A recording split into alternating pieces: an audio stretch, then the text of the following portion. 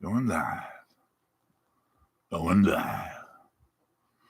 I'm going live. I'm going live. All right. I'm live. All right. Going live.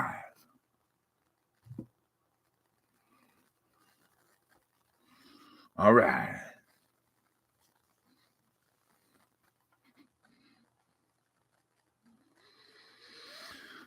I'm going live. All right. I'm live.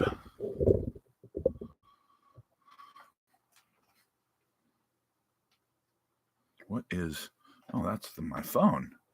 My phone. Ah, there we go. That's better. All right. Welcome to TikTok Live.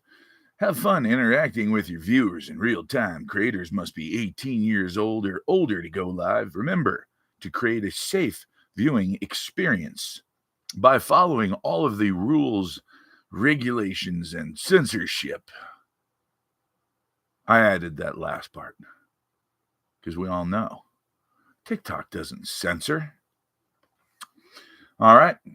Well, I said I was going to go live earlier today, and I am live earlier today. And I'm live on YouTube as well. Let's see. Invite your friends to go live. I think that's what they're doing. That's what TikTok's supposed to be doing right now. Just telling you guys to go live. There we go. Is that clean? Whoa. Looks like somebody ate a salad on my. More likes, attract more viewers. Keep it up. Thank you for the likes. I see somebody's going a little nutty on the like button. Appreciate that. Because the more you like it, the more the algorithms push me out to the world. Yeah, I just styled my hair. That's a nice thing about short hair. That was it. That was styling it. Done.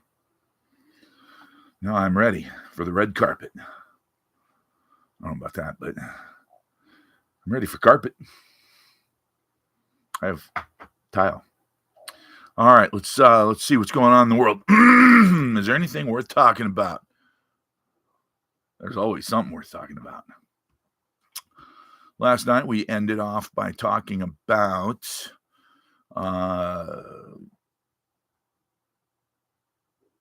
we talked about bail-ins, which I won't talk about now because most of you know what bail-ins are now. If you're my regulars, you know we talk about bail-ins quite a bit.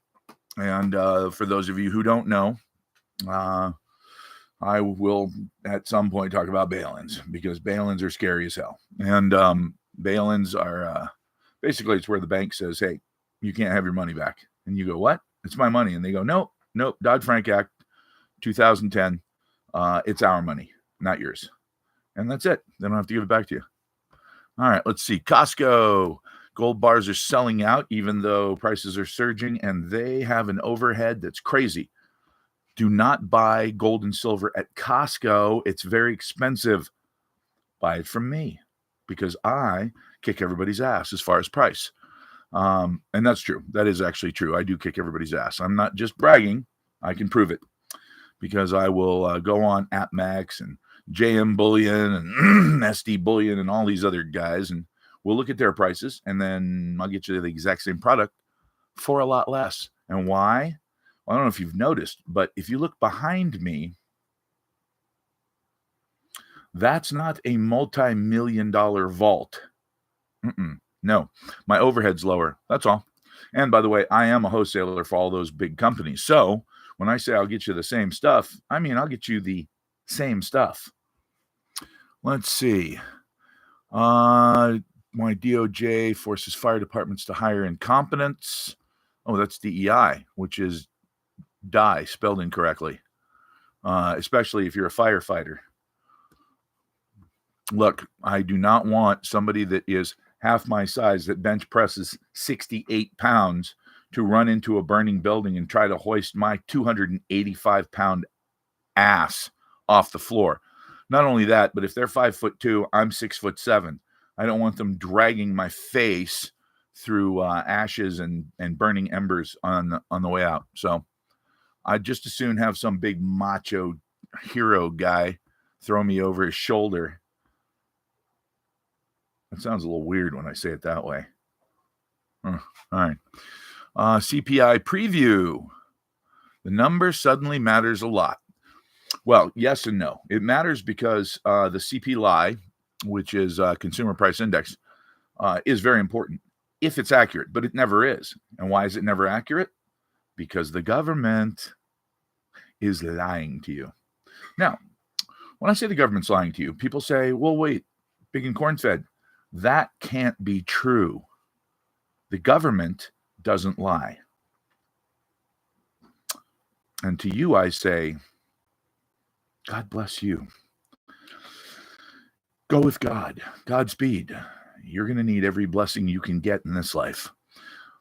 Look, if the government believes that what causes a recession is consumer expectation, and they've said that that is what they believe, then if they tell you that things look bad, your expectation is that it will be bad, and then it gets bad. So, because of what they believe about you and the fact that they think that you are stupid, Kamala Harris actually said that, because they think you're stupid, they lie to you. Because if you think everything's going to be great, then it's great. John McCain famously said in 2008, and it cost him the election for sure, that the recession that we were going into was just a recession in our minds. That it was basically the American public being lazy. Remember that? Does anybody remember that? Because I remember when he said it, because I was in Arizona, and I remember thinking, ooh, God, he just blew the election right out his ass. Like, that is not what you say when the economy is failing. Yeah, it's your fault. Suck it up, bitch. No, that's not how you respond to the American public when you've allowed bankers or people like Barney Frank to completely and utterly destroy the entire economy, which is exactly what happened. By the way, Barney Frank then went on to write the bill that's supposed to protect us from guys like him.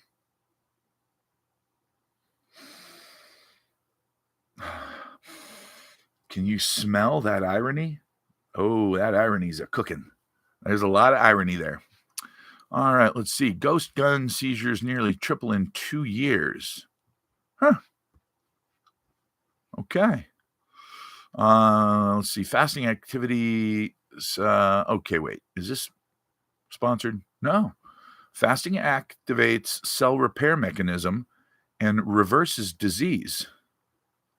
Well, son of a bitch. I happen to be fasting. It's probably why I feel so good right now. I feel like $1 million. Let's see. 3.3% of high schoolers identify as transgender. What? 3.3? That's triple the national average. That's cloud seeding. I mean, hey, if you're a cloud farmer, then it's good stuff. Otherwise, spraying aluminum into the atmosphere seems kind of stupid. Although I believe you can also use silver nitrate, same exact outcome. And, cloud seeding's been done for 100 years. Dry ice. And by the way, the newest form of cloud seeding, which seems to be working too well, you can ask the people in Dubai or UAE. Is using electricity to activate the droplets in the clouds, and it works so well that they damn near flooded all of UAE with it. Well, the problem was they didn't think that storm was going to turn into a storm, and so they wanted it to make it a storm, but then they realized after they did it that, oh shit, that was going to be a storm anyway, and we just turned it into a superstorm. Let's see. Oh, that's really a bad idea. Oh, God. Man, does Does the IDF not have any common sense? IDF troops raise an Israeli flag in southern Lebanon. Oh, there's a message you want to send to the entire Arab world. We're not just here to get rid of bad guys. We're staying. Let's see. Schizophrenic drug linked to pneumonia, gut disorders in 25-year follow-up study. Whoa. Clozapine. To a high incidence of pneumonia and intestinal blockages in schizophrenic patients. Well, good thing I'm not schizophrenic, and neither am I. Let's see. Severe geomagnetic storm to hit as hurricane batters Florida. I'm pretty sure we've already talked about this. The sun has a lot to do with the weather. Oh, and the climate.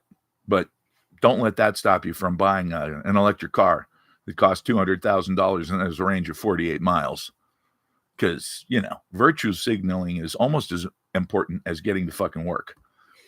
Waste of the day. San Antonio spends $500,000 on trees for apes.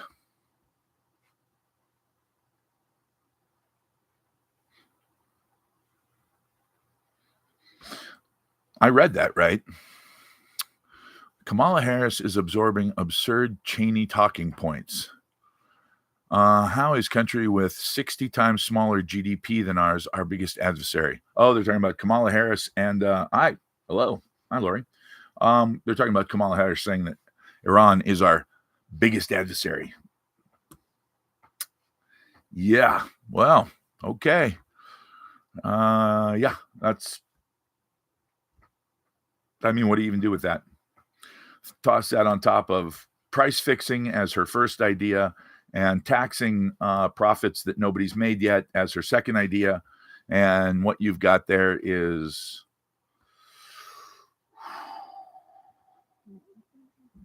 I don't think incompetence is the right word. What's the word? You guys can help me. Normally, I'm kind of a wordsmith. I've got a very, very advanced vocabulary, but the word I'm looking for this, tomfoolery and sickness. I like those. You can't say it on here. That's right. You'll get kicked off. That's why I'm asking you to say it. I'm not that I want you guys to get kicked off, but S&P 500 and Dow Jones Industrial Average notched fresh record closes ahead of CPI data. Oh boy. This is bullshit piled on bullshit. Market's going to keep going up in spite of the fact that it's dying.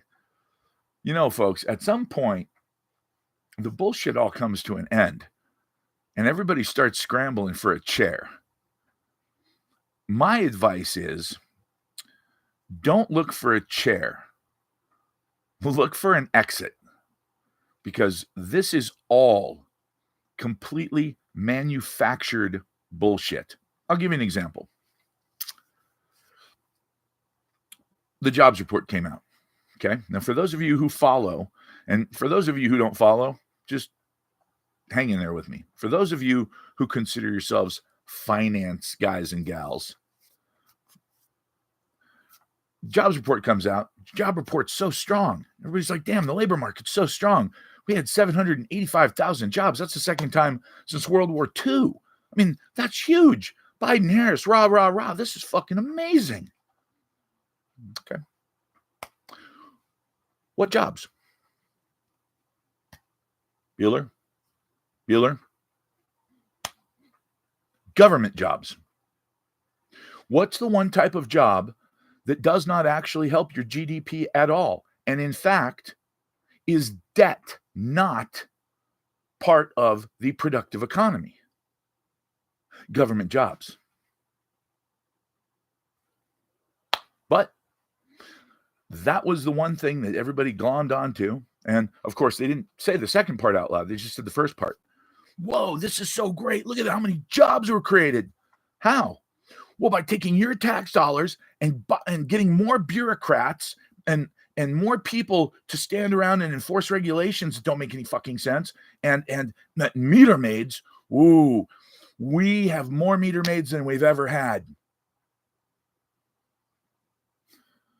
So you hired a bunch of unproductive people to slow down the production of the productive people and use their tax money against them to do it. Are you fucking kidding me? And you call that a win?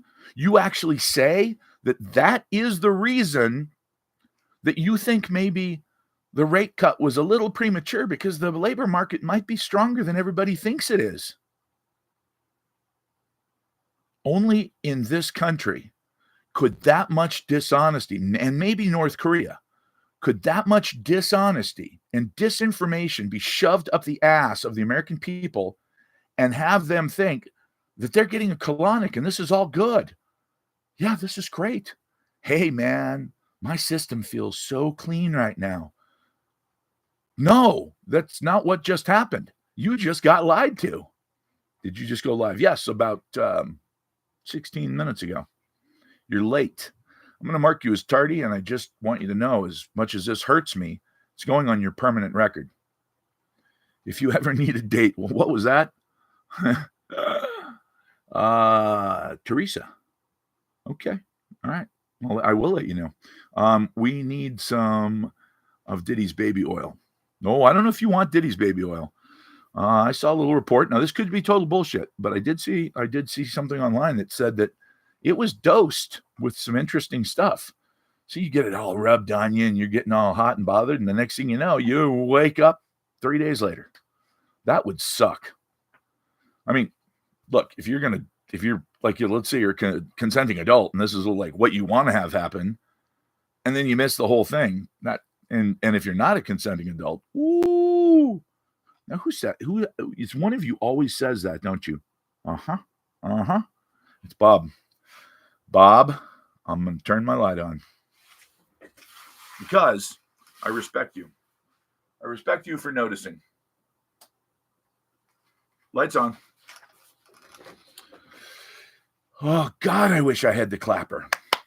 That would be so awesome. Can you imagine if you hooked a clapper up to everything? The problem is, if you ever turned anything on prematurely, when you clapped, everything else would come on and that would go off. Ooh.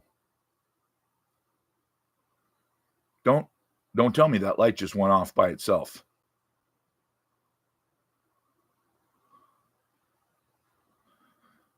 I don't even want to turn around and look at that fucking light right now because I just turned it on and it's not hooked to a clapper and it's got fresh batteries. That didn't happen. Yeah. I wish it were hooked up to a clapper. All right. Something you should know about me. I'm not real cool with ghosts. And yes, I have a real, honest to God life story about a ghost. Actually, unfortunately, several. And I'm not super cool with them. As a matter of fact, these stories all pretty much end the same way. You're fucking kidding me. Did that just come on again by itself? Because I'm not touching it. And it's several feet away. I don't like that.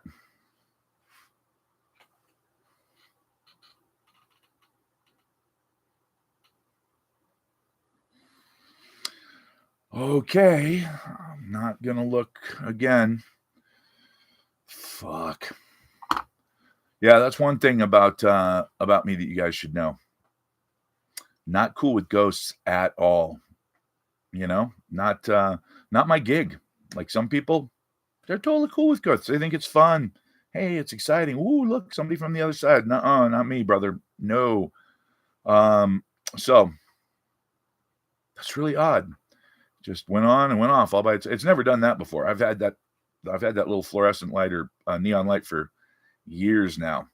And I just replaced the batteries, I don't know, a month ago. So it should be good to go for a year or two.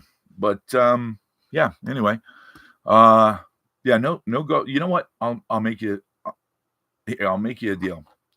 If I do a live stream on Halloween, which I will, I will exactly. I will tell you a couple of true ghost stories. Chief of police, and he wrote a book. Oh, about paranormal. Oh, cool. Oh, ghost type of thing. Yeah, me neither. Not. I am not cool. First get rid of the soast. First get rid of the soast. No, I'm not a ghost. Girl. Oops. Ghost. Lori, your spell checker's kicking your ass right now, isn't it? Is the ghost a Republican? Hey, don't make me ask questions. That's not funny. If I say that shit out loud, who knows what's going to happen? It could be the ghost of Joe Biden, because I'm pretty sure he's not with us anymore. I don't like snakes or spiders. Yeah, you know what? Not a big snake and spider guy either. Snakes, not so much. I could care less, one way or the other. We have rattlesnakes everywhere. I see rattlesnakes pretty much 2-3 times a week. And, they are what they are. But they're pretty serious about getting the hell out of your way. But spiders. I watched a guy take his hand, and he put his hand down, and then Black Widow crawled across his hand and crawled on it. And I thought to myself, yeah, it makes sense. You didn't do anything to the spider. You didn't poke it. You didn't piss it off. So yeah, why would it bite you? It's just going to keep walking. On the other hand, I do have a friend who told me that he didn't believe that there were Black Widows in Colorado. And I was helping him move some wood on a wood pile. And I saw this enormous Black Widow. And I said, Jesus, look at the size of that Black Widow. And he said, that's not a Black Widow. And I said, Heath, it's a Black Widow. He goes, no, man, we don't have Black Widows up here. Besides, that's not red. That's an orange hourglass. I said, okay, whatever you say, buddy. He was sitting on that wood pile about 2 days later. And guess what bit him? Right on his ass. Right just barely above the top of his jeans. Yep. And he said, and he's a tough son of a bitch. He's a real cowboy. He said he was laying on the gurney, watching his stomach muscles convulse and crying like a baby after they gave him Dilaudid.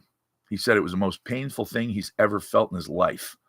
And I said, sure that orange glass was, or that silver, that hourglass was orange? And he said, F, there's the rest of that word, and then off, like shove off, but more explicit.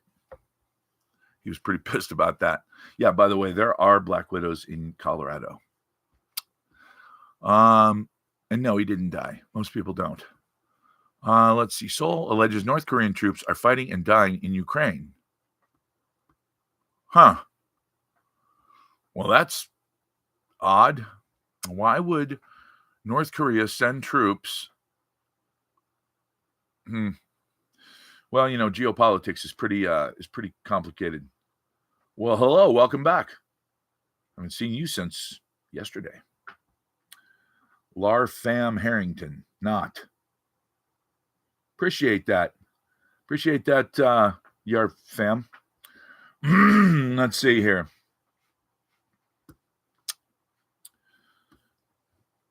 Yeah, possible, huh? Yeah. Not fooling me with that one, Jay. I know what your name spelled backwards sounds like. I've said it about 100 times. Thank you, Semper Fi. I think that said somebody blocked me. I am offended. What? Oh, followed you. Good to see you again. Joined, followed you. Oh, I'm an idiot. Okay, Ukraine. Yeah, right. That's weird. I said that. Appreciate F and got punished for it. Uh-oh. Yeah, don't. No poopy words on here either. And nothing that they don't agree with.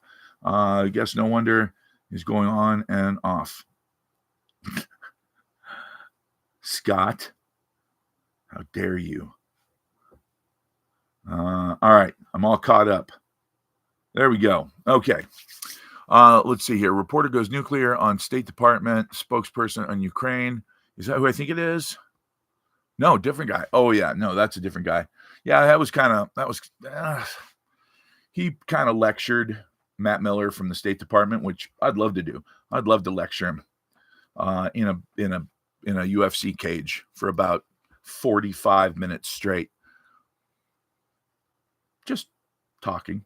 But yeah, he was kind of lecturing Matt Miller about genocide and this and that and how we're helping out and blah blah blah. Talked to Sylvia yet? I don't know who Sylvia is. Sylvia. Doesn't ring a bell. Does not ring a bell. Talk about the feds causing these storms. Scott. Not going to do it. Wouldn't be prudent this juncture. See, problem is, federal government is incompetent. No, actually, the bottom line is, could it be that they're flying P-3 Orions around and they're manipulating the weather with some kind of ultra advanced geometry, magnetism? Who knows? But I'm going to say, no, they're not. They're not.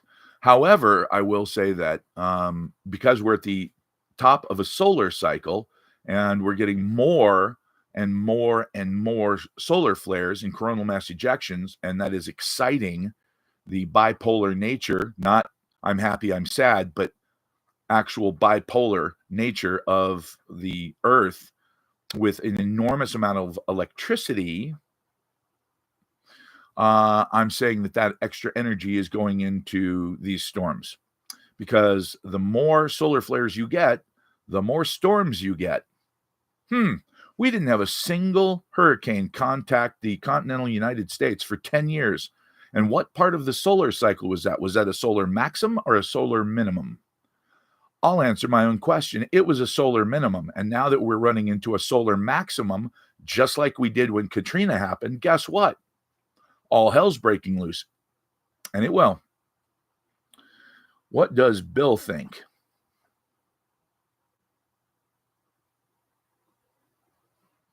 You might have to be more specific than that, because there are a lot of Bills in the world. A lot of Williams, and Willies, and that's just, Bill Nye. Well, Bill Nye is a total sellout. He is, unfortunately, he's decided his career is more important than science. He was nuts. Is nuts. I mean, I don't follow him anymore because he's just full of shit. Look, the bottom line is this: you either follow the science or you don't follow the science.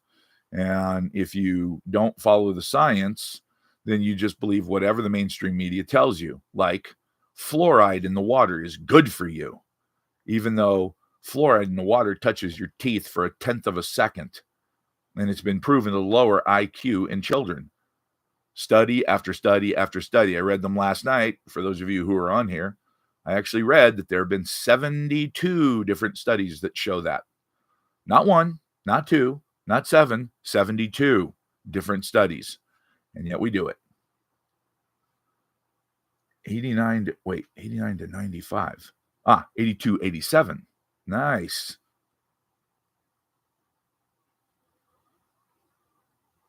Victor De La Rosa. I shall no longer brush my teeth.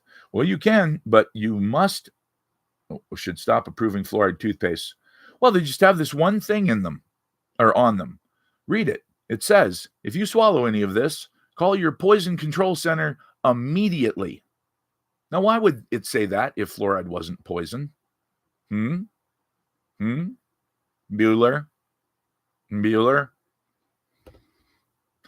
It's toxic. And the best part is they don't actually put monosodium fluoride in the water. They put something else. He's not a scientist. He's a guy that likes science and has a degree. When did the definition of scientist become someone who has to have a piece of paper from an institute. I was not aware that that was the case. And I'm sure that there are many scientists out there, like, oh, I don't know, Faraday, who studied electromagnetism his entire life, or the guy who realized that nothing is created or destroyed. There's energy and matter, and you can turn matter into energy, and enough energy can be converted into matter. He was a tax collector. Yeah, that's the problem, is that there are too many educated idiots out there who have been taught exactly what they were supposed to be taught and nothing else. And so they have this incredibly narrow view on science. Well, you can't do that. Look, you got to connect the dots. And if you only connect dots that go left, right, straight up, or straight down, well, you don't get much of a picture. So that's why I just think that Bill Nye has a big microphone and a bully pulpit, and he should use it correctly, like he used to. But he's all in on the big Green New Deal. When did Bill Gates become a doctor? As far as I'm aware, he's not a doctor. He dropped out of school. How can one teach themselves things that aren't taught? That must be the dumbest question I've ever been asked in my life. Actually, seriously, that is probably the dumbest thing anybody's ever asked me. And I know you probably didn't think it through before you actually typed that, because you realize that I'm reading off of something. It's called a computer, and it's hooked to this other thing called the internet. And the internet is the greatest advancement in technology for learning in the history of mankind. It gives us access to information from all around the world in disparate sources that it would have taken you years to get to. I can read ancient scrolls that were written in Tibet 2,000 years ago, sitting right here on my lily white ass in Cave Creek, Arizona. Oh, and I don't even have to speak Chinese or Tibetan or whatever the fuck language they were written in 2,000 years ago, because I can have them converted for me. English? Yeah, click. Oh, really? Is that what it says? Oh, Buddha was really cool. So how does one teach themselves something that isn't being taught to them?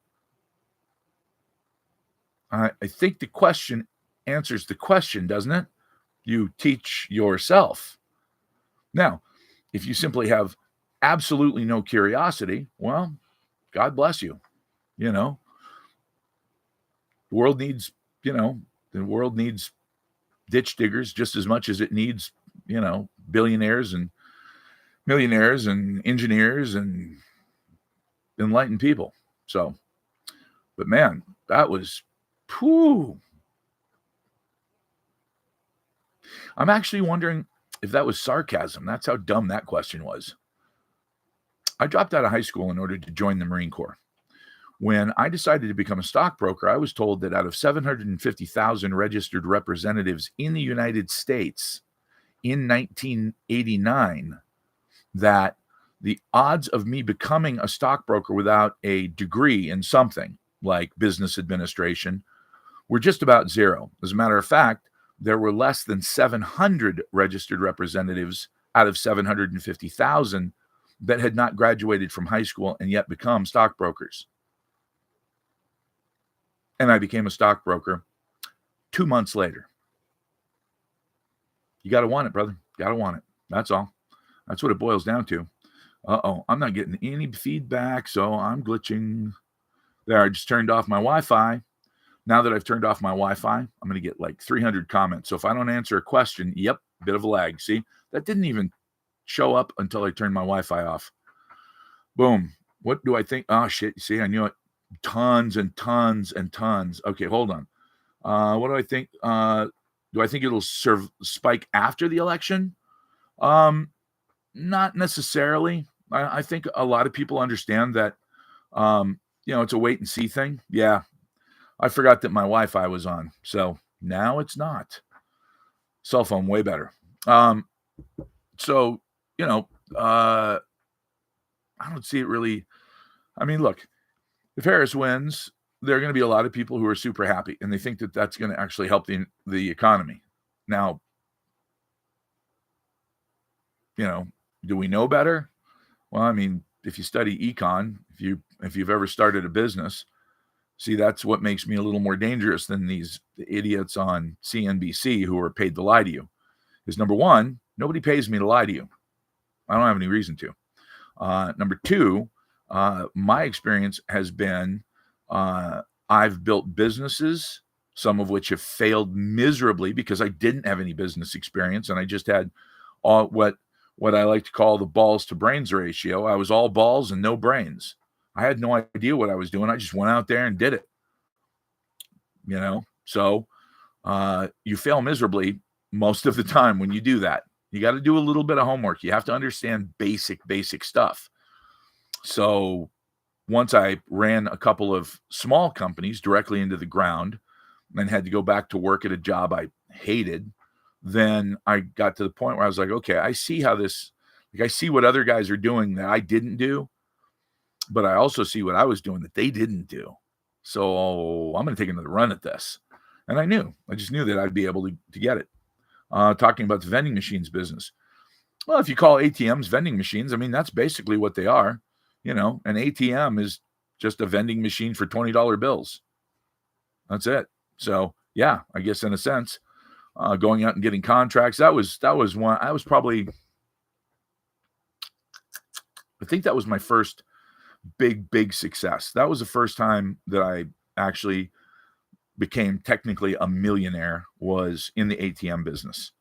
That was pretty cool. I made a lot of money, and it was fun. That was a fun thing because I got in early. I learned that when you're dealing with large corporations, not only should you not be intimidated by competing with large corporations, but you should actually love competing with large corporations, because large corporations like banks are arrogant. They're static. They can't change their rules. They tend to lie to customers because they don't give a shit, because you're just a tiny little customer to them. But to me, it was a contract that, yeah, okay, so it only made me $25,000 a month.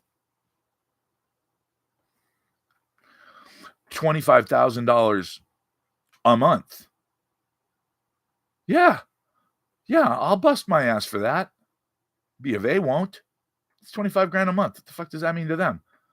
$25 billion a year, maybe. But, $250 million a year. Yeah, they'll put a team on that. But Whole Foods Market's only had 143 locations at the time. And they lied to them and said, look, you can't do what you're asking. Well, what was Whole Foods asking that was so damn hard? I'll tell you exactly what it was. They were asking if their employees, through their own credit union, could be able to pull money out of the ATM machine without paying a surcharge. Like, just as do them a solid. Look, we'll put it in our stores, but can you just not charge our employees? And B of A said, no, sorry, it's not the way the system's set up. So they had me come in about 3 days later, and in front of the board in their Woodland Hills, was it Woodland Hills? No, Encino, in their Encino store, up in the back, they've got a conference room, and all the bigwigs were there. And they said, we'd love to have you in here, but we understand these limitations that you have, like not being able to let our employees take money out for free. And I said, what? And they said, well, yeah, we understand that, but maybe there's something else we can do to benefit the employees, since you can't do that. And I said, can't do that? You have a PIN number for your card. And they said, yeah. And I said, well, your card also has a BIN number, which is a bank ID number.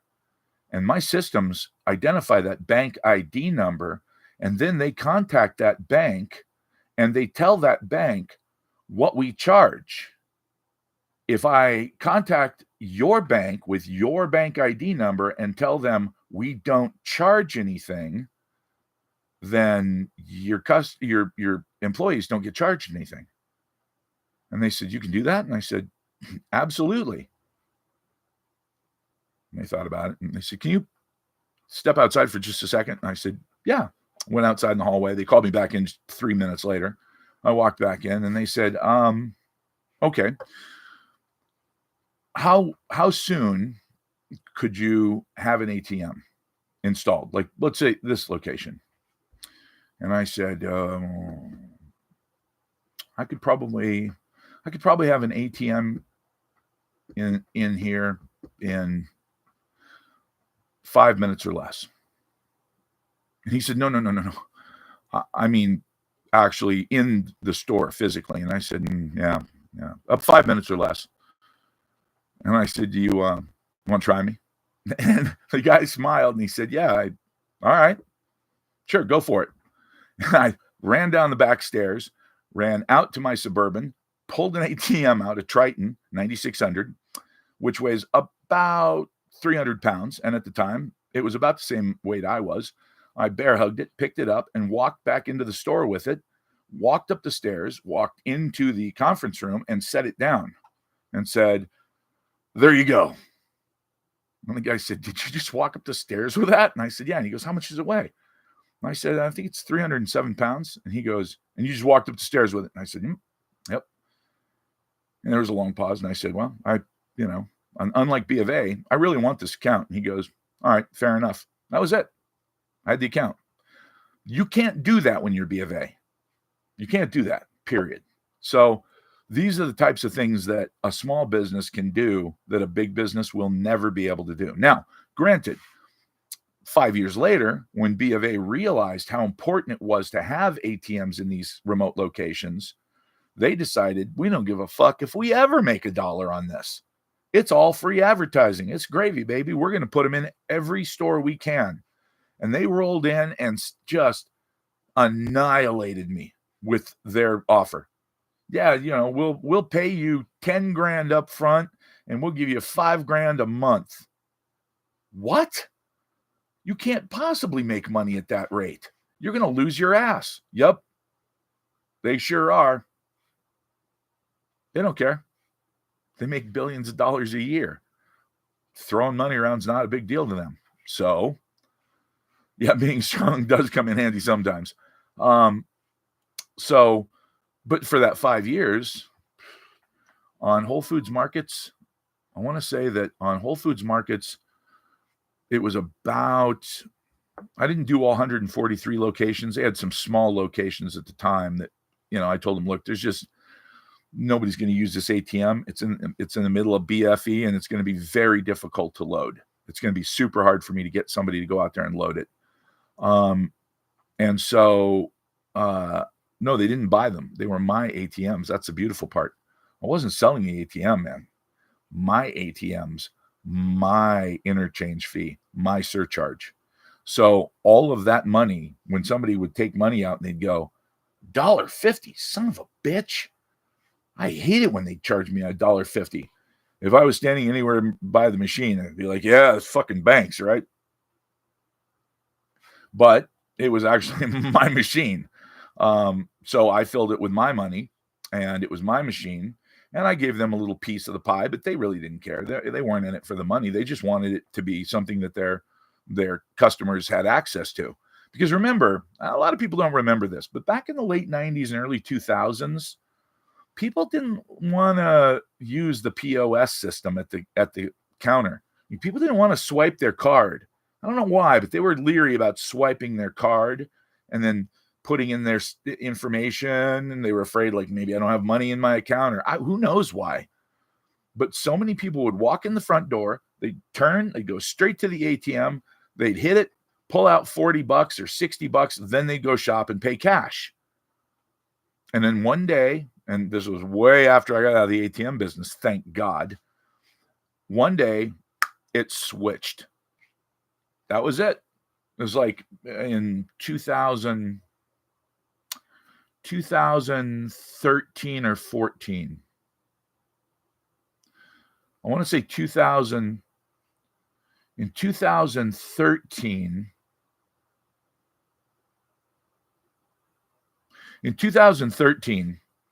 about 80 to 90% of all purchases made on the internet were made from computers and people's homes. I'm pointing to my Mac.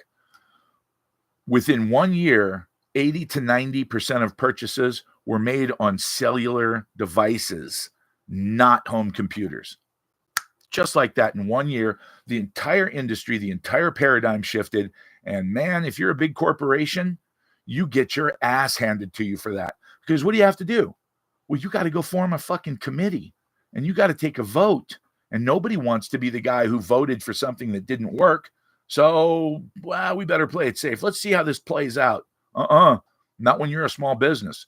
You look at the numbers, you decide, does this mean this or this? Boom, I'm in. And that's it. That's how it works when you're a small business. You move fast, you're quick, and it's the David versus Goliath thing, you know? And in this case, Goliath is any big major corporation. They move slow as shit. Now, once they've wound up and they've got some momentum coming or going for them and they're coming towards you, Big Mo's a bitch because they've got momentum that doesn't stop for days and they will run you over. Which, of course, depending on what industry you're in, means they see what you're doing and they buy your company. Always, always build a company with selling it in mind. Don't build companies forever unless it's, I'll give you an example. If you wanted to be a wood carver, stonemason, you want to build furniture and you want it to be a family business. And, you're into it. Your kids are into it. Your wife or your husband's into it. Well, the reason I say husband is because one of the coolest blacksmiths I know is actually a woman, and she kicks ass at blacksmithing, which is traditionally a man's job, but she's a big woman, big redhead, and she hell of a blacksmith. So my point is, and this would apply to her. She's never selling that business. She is the business. It's her personality. It's her flaming red hair and her freckles. It's her big, huge everything personality was what I'm saying that sells her. And so, she's making a ton of money. She sells stuff for huge amounts. And that's not a business you sell. If you're building a pool business and you're not thinking ahead of time that there are people out there who sell entire routes, you build a route, and I'll give you this for free. This is here's a freebie if you guys want to go into a business. If you have a pool truck and you have a personality, you go and you actually knock on doors, or you go and you use Facebook or Google Ads, and you target everyone with a pool in your area. Maybe not in your area. Maybe you're in a saturated area. Maybe you target that new area way out on the edge of town, and you build yourself a route of 50, 100 pools. Now, granted, is 100 pools 7 days worth of work? In the summertime, it sure is. If you live in a hot area and it's summertime, yeah, pools turn green real fast. But here's my point. When you start a business like that, you start it with the idea that, yeah, can you make $100,000 a year? You bet. Can you sell each one of those for $10,000? Yeah. Okay, well, then what are you waiting for? Excuse me. No, it's not 10,000. The last time I checked, it was 800 to 1,000. I added a zero. I wish I added a zero, but I looked into it because I thought, all right, I want to build a business with my son. I want to show him how to do this. Maybe we'll start a pool company together. And then I realized, yeah, it's, if you have a year of your life to dedicate to marketing and working your ass off, and hopefully, you got a helpmate, you got a worker that, works for free, like a husband or a wife. And by the way, women who learn a little bit about pools and are pool women do extremely well. And it has nothing to do with showing up in a tiny bikini. What it has to do with is the fact that most pool people show up when you're not home. Or when, the man's at work and his kids are at home after school or whatever, then women are just more trusted. So a woman pool guy, pardon the pun. By the way, guy is an asexual term. I looked it up because you say, "Hey guys," and women are like, "I'm not a guy." Yeah. Actually, technically, you are. It is a sexless term. So, a female pool guy would do extremely well. And you sell these things. Let's say you get 100 of them. Well, if you've got 100 of them, you sell that pool route for $100,000. After you make $125,000. Well, I mean, let's do the math. So you're making, let's see, let's say you're charging, average out here is probably 150 a month. So let's say you bust in and do 125, and any repairs, etc., they pay for parts and labor. And believe me, pools break all the time, which is awesome. So if you're making say net after pool supplies, after mileage on your truck, which by the way you get to write off, let's say you net $100. So if you have 100 locations, you're making $10,000 a month. That's 120 grand a year. And then when it's time to sell it, actually it's got to be more than $1,000, because the average small business sells for about 3 years worth of earnings. So 3 years worth of earnings would be 300,000. That sounds right. It's been a while since I looked this up. But anyway, this is just off the top of my head. I'm just spitting out some numbers for you guys in case you're wondering, like, what am I going to do when I get laid off? Because layoffs are coming to everybody. I mean, everybody's getting laid off from everything. And if you think, well, I wish I could get laid off. I got a shitty job working at Starbucks. Yeah, you're going to get laid off. Starbucks is not immune. People are not spending $7 on a fucking latte next year. Guaranteed. That's why I took the vacation that I did. Wasn't much of a vacation because I can't afford the time. And I also have something else coming up. Randall Carlson's asked me to be on his podcast, and that's in Georgia.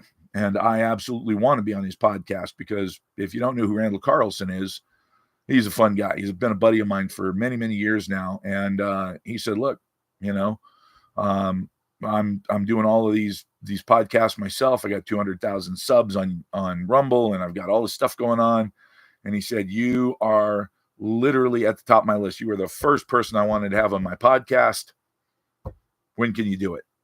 Well, whenever he wants to, really. That's the deciding factor. Whenever he's got time, I'm going. So not exactly a vacation. I'll still be doing live streams. I'll just be doing them maybe with Randall Carlson. That would be fun. That would be good. I probably won't talk much about econ or silver, although that dude's not, geology and ancient archaeology, all that stuff. That's not his only bag. That dude is crazy intelligent. One of the smartest people I've ever met in my life. And he retains facts and figures like very, very few people do. Man, he and I have worked on a couple things together that I can't talk about yet, but I will say this is going to be fun. He's been working on a theory now. This is 10 years of research, and he's got this very large idea that he wants to introduce at some point, but he's been waiting for the right time now that he's finally gotten to the point where he's got all the information. And I told him, okay, here's the deal, buddy. I have a very big idea as well that I have not told anybody about. I'll show you mine if you show me yours. To which he laughed his ass off and said, deal. We'll do it on my podcast. And I said, all right, we will both come up with our ground-shaking new ideas on your podcast. So that'll probably drop middle of, what month is this? It's October, right? Right. So October, November, be about mid-November when that drops. That should be a blast. And then, of course, we'll see what happens, because from there, I'll probably get invited to other podcasts, and then it's going to get a little crazy. Pineapples belong on pizza. Everybody knows that. How could that be a new idea? Pineapples absolutely belong on pizza. And by the way, the only reason I'm saying this is because my son might be watching this live stream. And that's his favorite kind of pizza. And the first time I looked at it and went, ew, he said, Dad, you're eating this. And I said, no, I'm not. You got a pineapple and ham pizza, a Hawaiian pizza, although pigs aren't native to Hawaii, bro. But I got a pepperoni with extra pepperoni and extra cheese and extra sauce. And he said, Dad, you will eat a piece of this pizza. And I said, boy, you're looking at me like you are going to do something about it. And he said, I am. And I said, give me that slice. I'll take a bite. And it was good. It was really good. I'm embarrassed to say how much I enjoyed the pineapple on the pizza. All right, that's enough about pineapple on pizza. But you're right. It does belong on pizza. That's not new, though. What? Drizzle honey on pizza?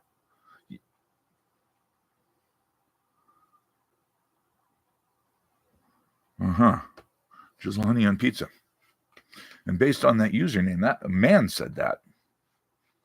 Yeah. Now I hope that the next thing you Soggy Seaman, that's Soggy Seaman. Let me say that differently, because that just does not sound right if I say it too fast. You're becoming increasingly American. Yeah, but I got to tell you, man, honey, next you're going to be saying, oh yeah, and I sprinkle chamomile tea leaves on it too. Yeah, oh my God. Elsie, they blocked your comment. Can you believe spicy honey? Now that actually sounds pretty tasty. Spicy honey. Leftover pizza, fried bacon grease. Oh my God, are you fucking nuts? Hank, you redneck son of a bitch. You're brilliant. You are a magnificent bastard. That is really smart. I have never thought of that. I can't believe I've never thought about that. God, that just I feel incomplete. I don't feel good about myself right now because I've never done that. And that just, God. Well, caramelized onions and garlic. Hell, I'd put that on my finger and eat it. That sounds fantastic. Actually, what do I have garlic on? Garlic and on pork chop today. That's all I've had today is a pork chop. Oh, and a salad, of course. Pork chop and a salad. I'm going to lose this fucking weight, man. I'm getting down to 260. Well, 265, really. I want to be at the upper limit of the UFC. Like if you're over 265, you can't fight in the UFC. So I want to get down to 265, not because I want to fight in the UFC, because I can't. It's not legal to do that at my age. Now I have to try the bacon grease. Hell yeah. Can you imagine that? Just a little thin layer of bacon grease. Get it nice and hot and psh, right on there. So it's nice and crunchy again. How much ranch? Not that much. I used about 2.5 bottles. I didn't use ranch. I'm not stupid. Well, okay, maybe I'm stupid, but I'm not that stupid. It's like, I'm an asshole, but I'm not that much of an asshole. Where was that from? Guardians of the Galaxy. That's right. So yeah, I used a little bit of vinaigrette, but then I just put balsamic vinegar on top of that. It was strong like bull, but hey, it's good. That's good. Eating it that way, it's good for you. So yeah, I'm fighting. And of course, when I went to California, I just fucked up. I was a bad boy. I ate a pizza. Yes, a whole pizza. And I ate a bunch of other stuff too. That's my favorite saying. I forgot what I said. I was just literally digging through my own brain going, yeah, I just said something like a saying that I like, and I can't remember what it is now. So, whoo, it must be the lack of carbs. That's what I'm going to blame it on. Lack of carbohydrates. Um, let's see. All right. So let's talk about gold and silver. Well, really, we don't have to. You know why? Because if you don't own gold and silver, you're screwed. So buy gold and silver. And by the way, if you want to buy it from me. I'll save you money. There. That was easy, right? That was fairly painless. Now we can talk about other stuff. Colorado Supreme Court dismisses lawsuit over gender transition cake. Oh my God, no. No. This is that poor bastard who didn't want to make a cake. He's been dragged through the courts for over a decade. Oh my God, can you imagine how much money this poor sod has spent? Okay. The lawsuit against a Christian baker who refused to bake a gender transition cake was dismissed by the Colorado Supreme Court on October 8th in a ruling that left open the core questions about discrimination and free speech. Let's see.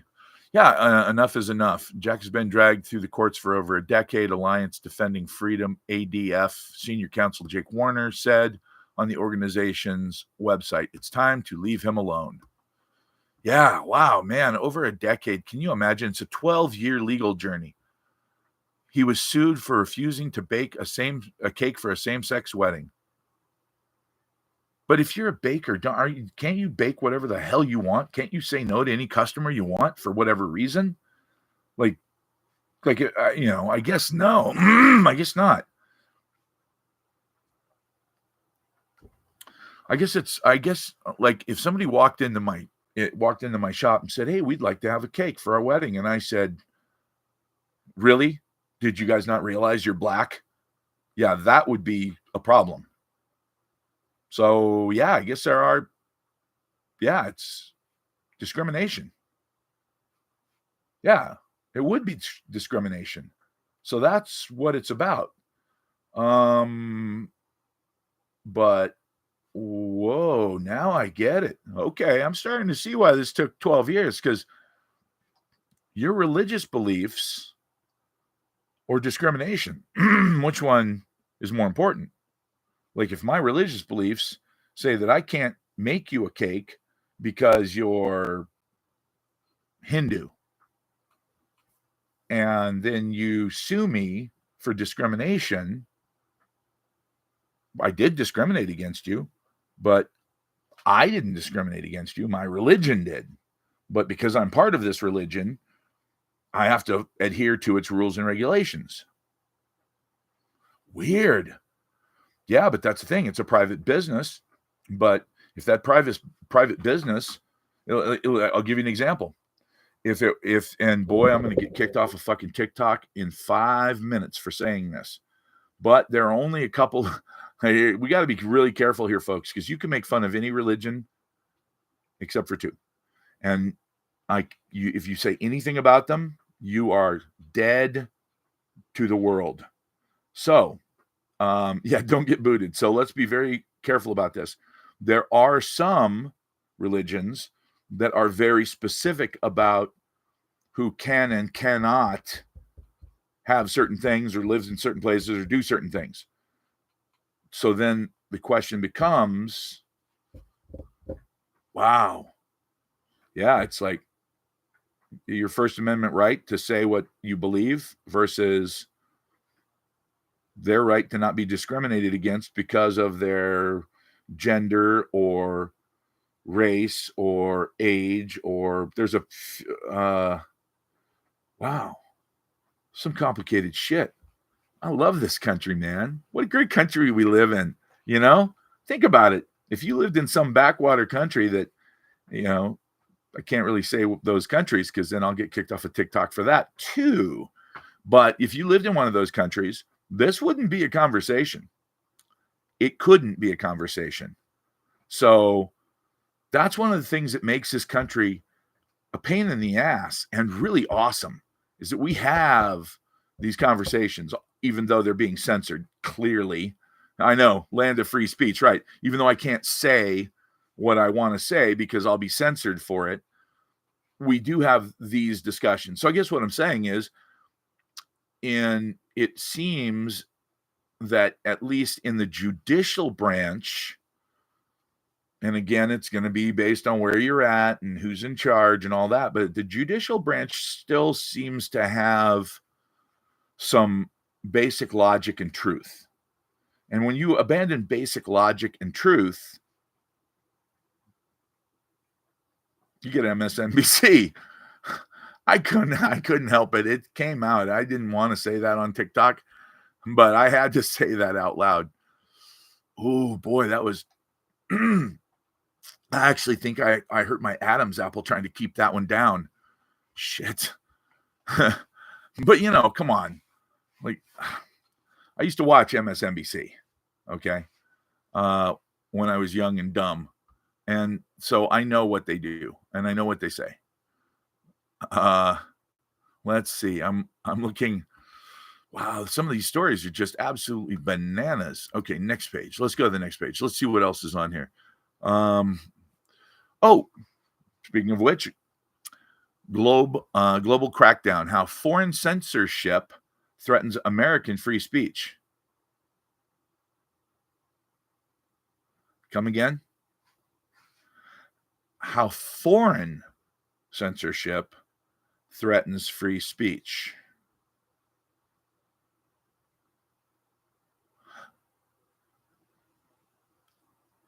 I'm sorry, where's Hillary Clinton from? I thought she was born in the United States. And Kamala Harris, well, she's whatever nationality she needs to be that day. Cactus behind you. Yes, a cactus that has stayed lit ever since it flickered on and off all by itself a couple times while I was talking about ghosts. I don't want to even talk about that right now. Okay, so let's see. Global crackdown. All right, let's see what they're talking about. On the eve of the highly anticipated live X Spaces conversation between Elon Musk and former President Donald Trump, the powerful former European Union Commissioner, Thierry Breton, warned in August that authorities would be monitoring the conversation for content that may incite violence, hate, or racism, while reminding Musk that the EU was already investigating X for alleged failures to combat disinformation. Breton said he and his colleagues will not hesitate to make full use of our toolbox to protect EU citizens from serious harm. They literally make it sound like their parents protecting their naive, ignorant little children. I don't want to be protected, thank you. And now I get it. Part of that is because I think I'm pretty fucking smart. And so I can kind of figure stuff out all by my little lonesome. But the idea that they're going to help me figure things out by telling me what's right and wrong.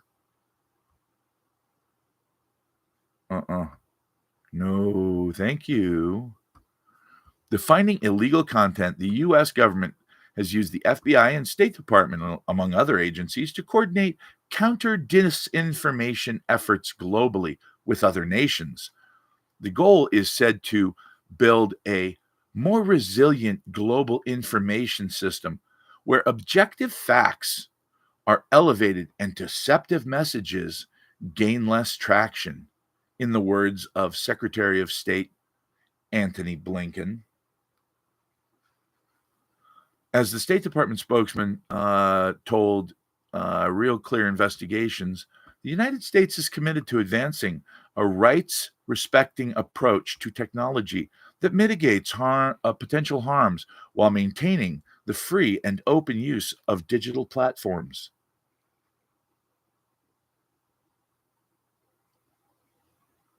I'm going to go ahead and put my between the lines glasses on and read between those lines. You're not smart enough to figure out what's a lie, which is why when we tell you that it's disinformation, you'll believe us. But when we lie to you, you'll believe us. Yeah. All right. Let's move on then. I think we nailed that. Oh boy. Portugal's nuclear. Yep. I already read that. I know about that. Milton could trigger $175 billion worst case damage scenario. Wait a minute. $175 billion. Watch misinformation because it was hampering them to help. Oh, yeah. Absolutely. That and a lack of money in FEMA and a lack of effort on FEMA's part and a lack of giving the shits on the part of the federal government. Other than that, yeah, it's the rednecks that are in there knee deep in mud and dead bodies trying to help people. That's the problem.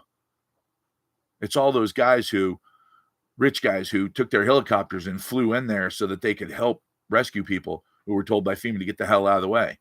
And then FEMA did nothing. That's the problem. You know, it's interesting.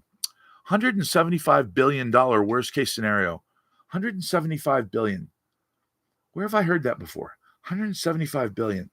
175. I know we had $175 billion. Where? $175 billion. We just had $175 billion. It was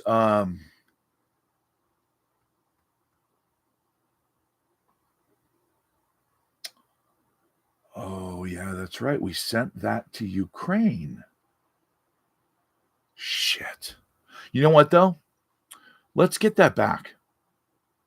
Let's get that back because we'll just call Zelensky and we'll say, look, bro, according to the mainstream media, you're kicking Russia's ass. You don't need our help anymore. Can we get that 175 back? And he'll say, oh, hundo P, bro. It's on its way. Yeah, that's what's going to happen. Kamala Harris admits she won't do anything different than Biden. Yeah, well, I actually did hear her say that. That's not misinformation. Let's see. Oh, wow. FOMC minutes show the Fed was considerably more divided over size of rate cut.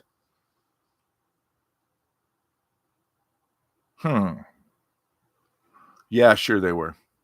I'm not buying it. Let's see. Agency REITs, real estate investment trusts, are not for buy and hold investors. Well, that's clear based on the graph I'm looking at, which starts here and just goes down. Yeah. Over many. Let's take a look at that. Let's go ahead and look at that graph.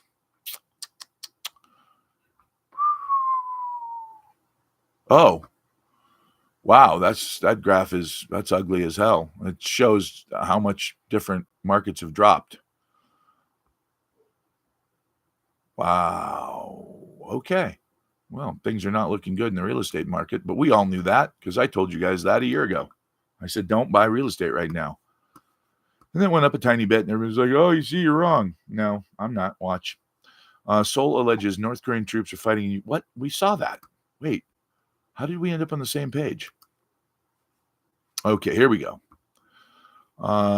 Despite Germany's grapes being sour, it was Germany that voted against the levy of tariffs on EVs imported from China. What? Why would... Oh, I know why. Because one of the few markets that has sustained any power at all for Germany, and especially the lousiest car company ever, which is Mercedes now. And by the way, I just read a Consumer Reports article that showed that other than Chrysler, Mercedes-Benz is at the bottom of the list for quality and consumer happiness. Yeah, Mercedes-Benz. Hey, just because you were great once doesn't mean you're great now. Let's see. Biden holds phone call with Netanyahu on Iran strike plans after Gallant trip blocked. Oh, that's interesting. Let's see. What do we got here? Chaos is coming. Rubino warns. Trust horizon is shrinking everywhere. Geez, I wonder why. What do you think that's about? Let's see. Large crude. No, crude's. I say that over the course of the next year, crude will drop quite a bit. And the reason I say that is because we're going into a global recession. This is not just the United States. I believe Benz was around in the 20s. So they weren't started by, but they were preferred by. And, if you're a German car manufacturer, who didn't? I mean, think about it. Who didn't? That little symbol you see on a BMW that's blue and white, that's supposed to represent a propeller on an airplane that they built engines for a war. Let's see. Boeing nukes contract offer with union. Oh, as S&P warns about potential negative credit rating on prolonged strike. Good. If anybody deserves to have their ass kicked financially, it's Boeing right now. Boeing has shown utter contempt for building good airplanes, and that is sad because there was a time when they built absolutely fantastic airplanes. Let's see.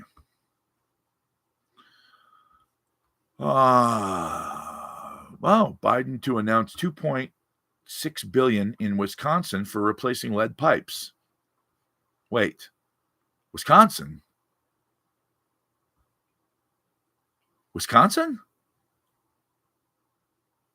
What about Detroit?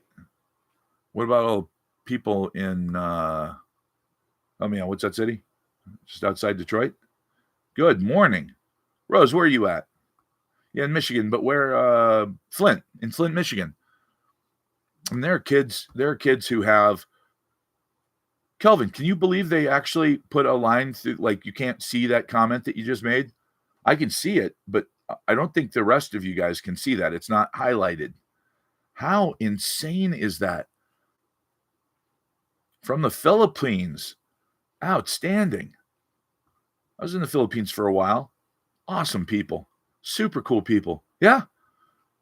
You put Flint in there and they actually put there's a little eyeball with a line through it. And then everybody else's comments are highlighted in white. And yours were just like a ghost of them. I can see them. I just don't think you guys can see them. Did you guys see that he answered Flint, Michigan? This is bizarre as hell.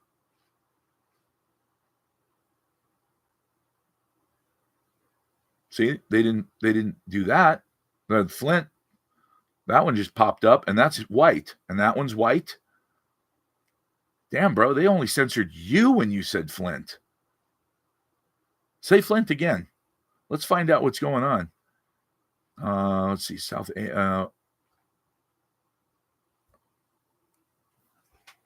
Yeah, it showed up that time. What the fuck? That time it shows up. Everybody can see that Kevin Gibson said Flint. What the hell are they doing, man? I don't get this. Like, there is no rhyme or reason.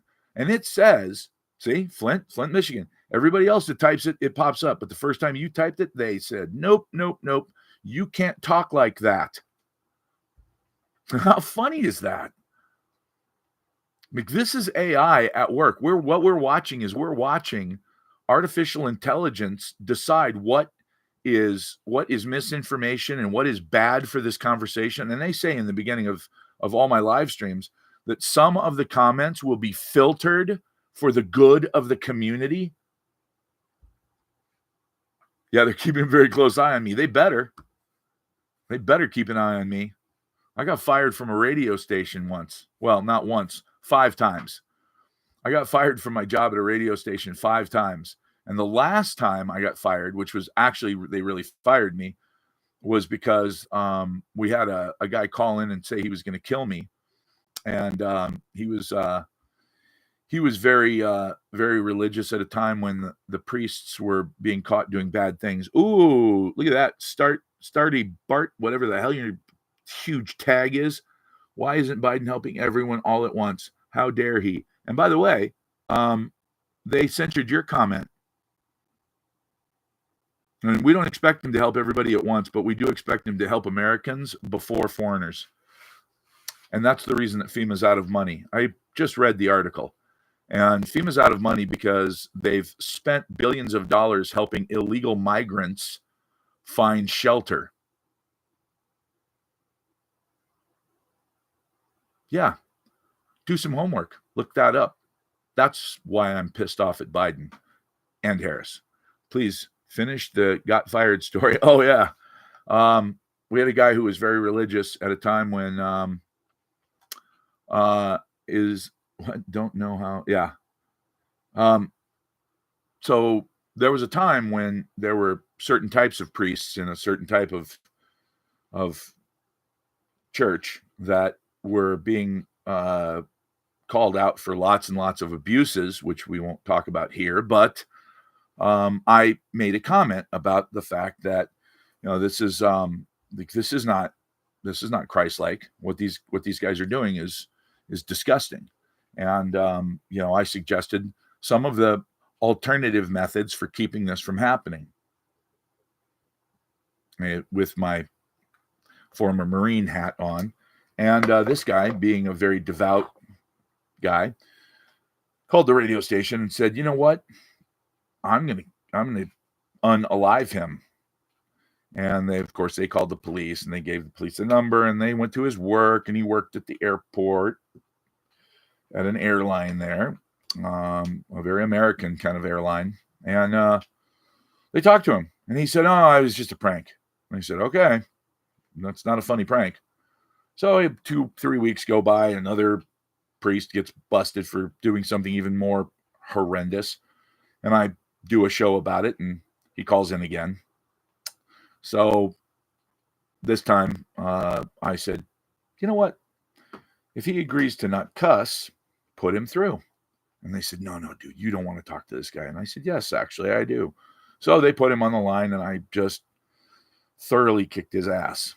And he did not appreciate that. So then he called back and said he was going to unalive me again. Well, the fifth time he did this, he actually called directly to the owner of the station, who happened to be in the office, and said, "I'm going to unalive everybody at the station." And my boss said, "Look, you call in all the time. I'm going to do the same thing I always do. I'm going to call the police, and they're going to come, and they're going to talk to you. And, at some point, they're going to arrest you for this." And he said, "Yeah, well, I'm not at work. As a matter of fact, where you normally park? Well, apparently today, for some reason, you parked on the other side of the parking lot, because I'm watching your car right now. And when you guys come out after Martin's show, I'm going to take care of you." So this is 5 minutes after I get done with my 3-hour primetime show, and I get off the air at 6 o'clock. Was it 4 to 6? 4 to 7. No, I guess the primetime was 2 hours, because it was 4 to 6 drive time. So I get done, and I walk out of the booth, and the owner says, listen, don't go outside.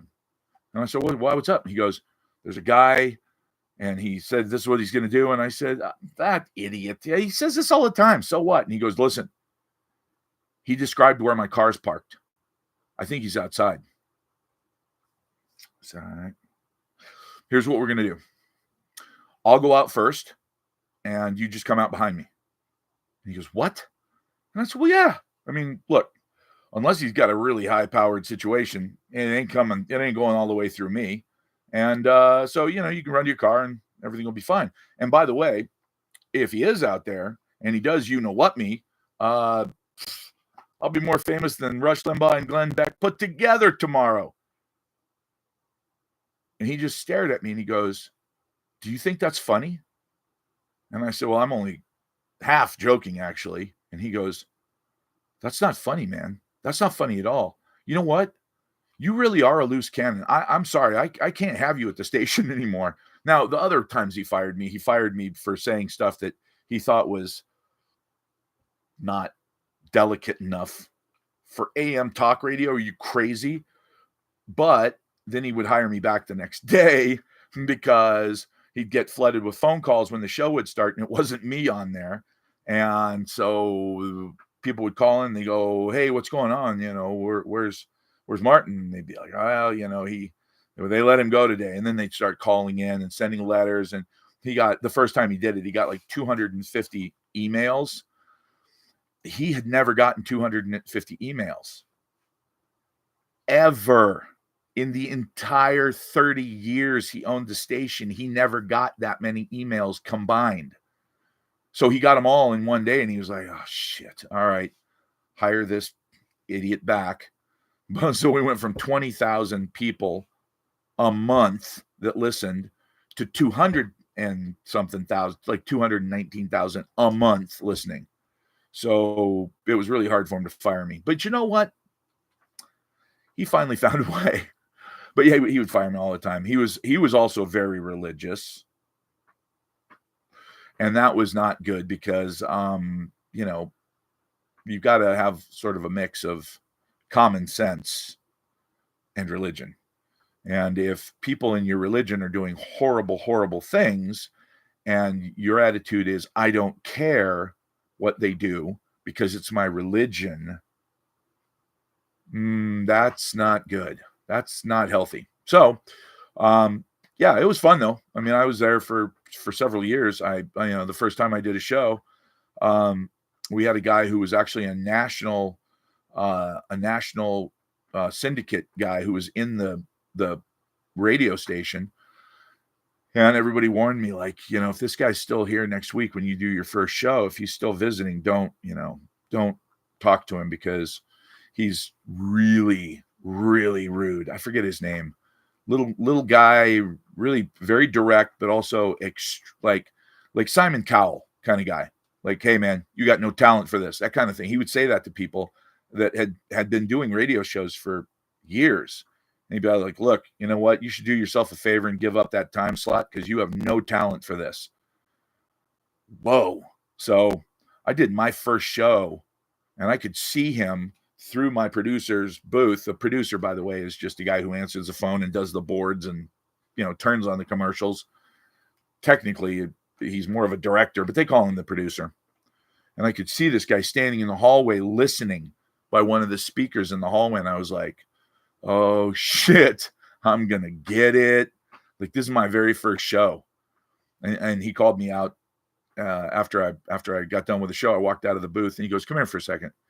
He walks into this empty office and he goes, that was amazing. That was your first show?" And I said, "Yeah." He goes, "You got a natural talent for this." He said, the first part was really good.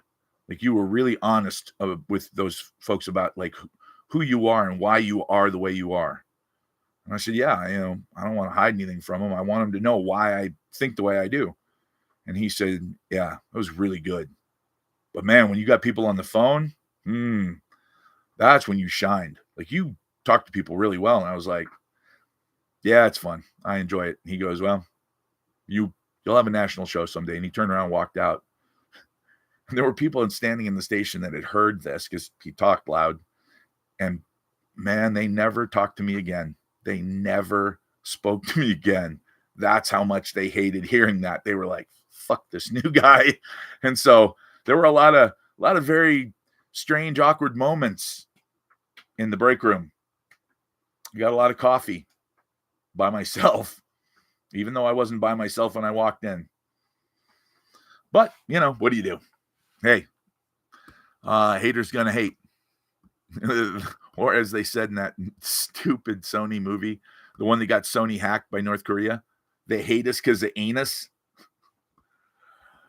That's not a thing. No, I think that's a thing. No, that's not a thing. Let's see. California households to receive climate credit in October utility bills to offset increased prices. What? Oh my gosh. This is so warm and fuzzy. This The story is so heartfelt, and it more than 11 million customers of privately owned utility companies in California will automatically receive an average credit of $71. Whoop, whoop. By the way, just in case you're wondering, I did spend more than that on fish and fucking chips in Huntington Beach. Yeah. But they're going to get $71 credit on their October utility bills, said Governor Gavin Newsom.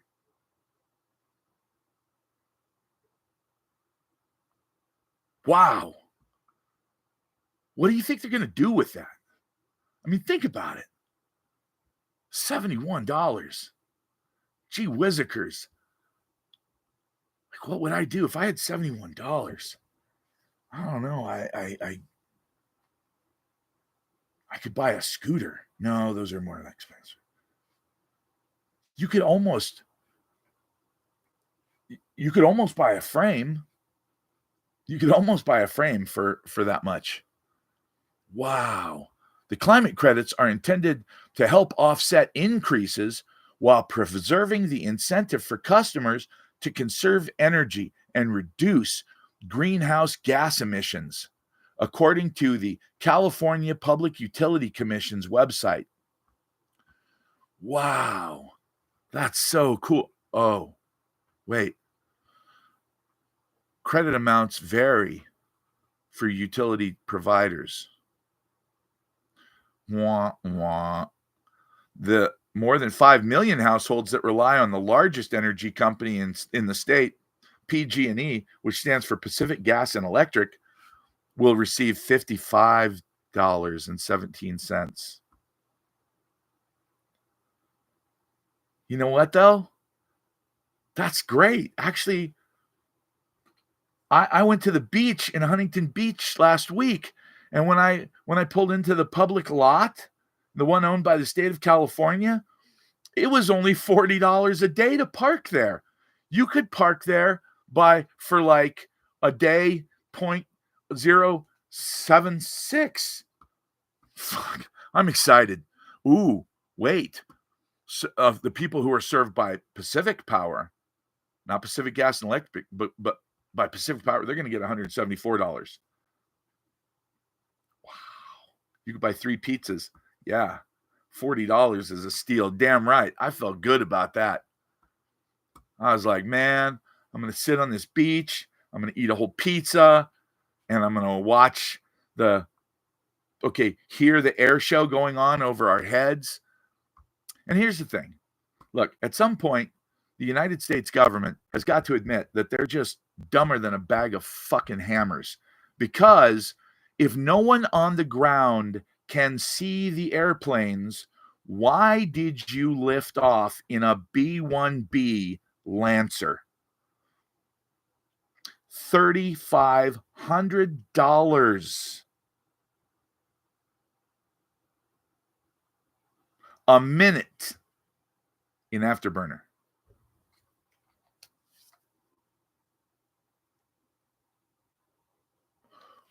$1 minute in Afterburner, $3,500. And they went into Afterburner right over the beach. How do I know that? I couldn't see them, but I could hear it. And believe me, if you think an F-22 Raptor going into burner is loud, and for those of you who are veterans, you know that is absolutely ear-shattering loud. They may be stealthy as hell to radar, but holy shit, you can hear them for 1,000 miles. They don't care. Yeah. Well, the problem is, and Ken, you know this as a vet, it's not their money. So they just held the air show above the fog, above the marine layer. I'm shit you not. While everybody sat there like this. And of course, it would get quiet for a few minutes and people would start talking. And, it was like 69 degrees, 70 degrees. It wasn't cold, but there was an onshore breeze blowing like hell because it's hotter than Hades in the desert. hot air rises and sucks air in off the ocean. They should have seen that coming.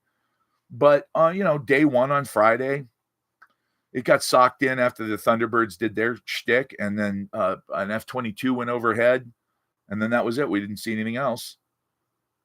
So you call off the rest of the air show, right? You save yourself some gas? No. You just keep flying. Thicker the fog gets, the fucking faster you fly. I don't know why. I guess it's just because it's free. Low ceiling, couldn't see shit. Yeah. Like, what are you guys doing? Like, what is going on here? Why would you fly when no one can see the air show?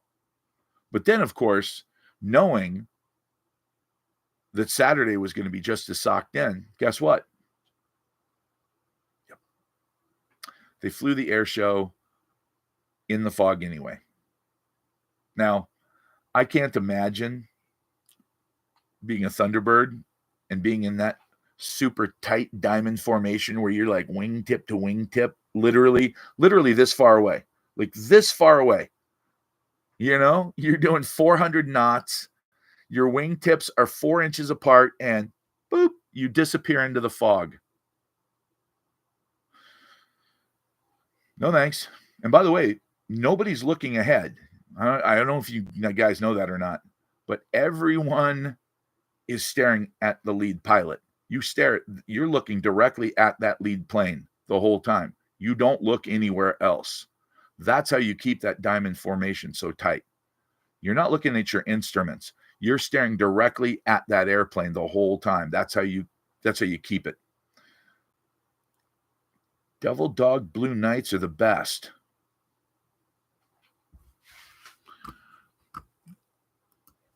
Okay. I'm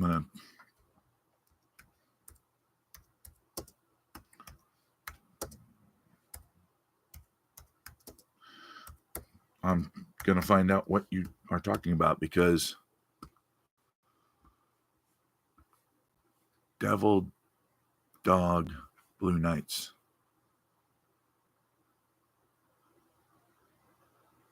Oh, I thought it was an aerobatic team, man. All I see is some Devil Dog stuff. Knight Riders, Military Order of the Devil Dogs. A lot of cool looking English bulldogs. I had an English bulldog. They're awesome. Red Devils are the best. Red Devils. Isn't that Canadian? Can you guys still afford airplanes up there? Red Devils. Didn't they outlaw that? It was too aggressive. Whoa. Okay, that's a whole bunch of dudes playing some game that I couldn't care less about. Is that soccer? Is that what they're doing? Okay, International Air Show. The Red Devils those airplanes have propellers on them. Oh, Blue Angels. Blue Angels kick ass. Yeah, the Blue Angels are pretty awesome. I almost wrecked my car because I was driving to Southern California to grab some silver for a client, and the Blue Angels in a diamond formation flew over my car at about 200 feet. I didn't realize I was that close to a naval air station, but I was, and they were out in the desert just practicing. And so I was trying to watch them while I was watching my speedometer. Okay, 90, that's fair. That's about right. Okay, 90, yeah. Cops, no, because you can see forever out in the middle of the desert. But yeah, that was tough because I wanted to pull over, but I knew as soon as I pulled over, they'd go 100 miles north or something. So, and when you've got to drive 850, 890 miles in one day, you don't stop unless you have to. Look at his bio. Ooh, Bama. His phone number is in his. Oh, somebody asked about how to get a hold of me. Yeah, my phone number's in my bio. Bama Landscaper. They actually they cut your they censored you, dude. You've got a little eyeball with a line through it next to your thing, and it's not highlighted. That's crazy. You want my job? You can do it. There's no limit to how many people can read incredibly boring shit all day to try and parse through the government's lies. There's lots of people who do it. I just do it for a very specific purpose. You just said that go to my bio. That's all. It said go to my bio and take a look, and they censored that comment. Yeah, it's scary. Who knows why they do it? Cars were made to drive. That is a fact. And some were made to fly. Yeah, I don't know if you guys do this or not, if you rent very much, but if you do, when you go to Enterprise, you tell them, hey, look, that $25 a day thing where you pick the car. I'd love to do that, but as long as you pick that one and point to something fun like a Hemi Charger or Hemi Challenger, $10 says the guy, laughs and goes, all right, I can do that. Happens to me all the time. Literally all the time. I rent all kinds of different stuff. I said, hey, how much is that Audi A5? And they were like, oh, that's $200 a day. That's $200 a day.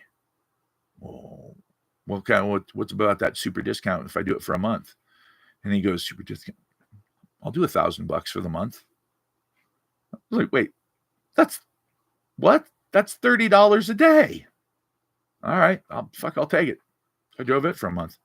Rent for $25 a day all the time. I do it all the time. Censor me AI. There you go. Yeah, Pat, come on, man. Just personality. These people deal with buttholes all day. So my rule is don't be a butthole. I go in and I joke with them and have a good time, and ETF traded. Uh-oh.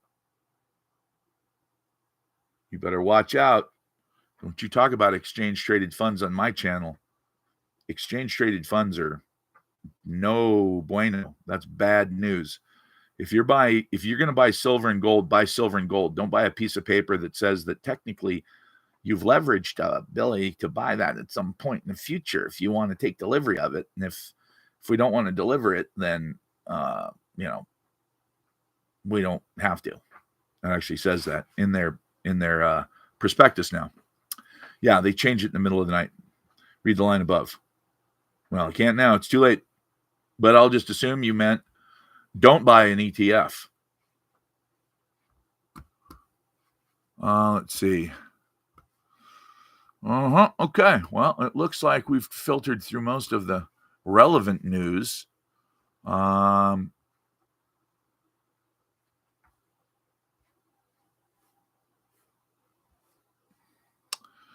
Landfall imminent for a powerful hurricane. Boy, that is not going to be pretty. Invest in chocolate. HP Vegas, retired CHP. I should look and sound pretty damn familiar. You're a client of mine.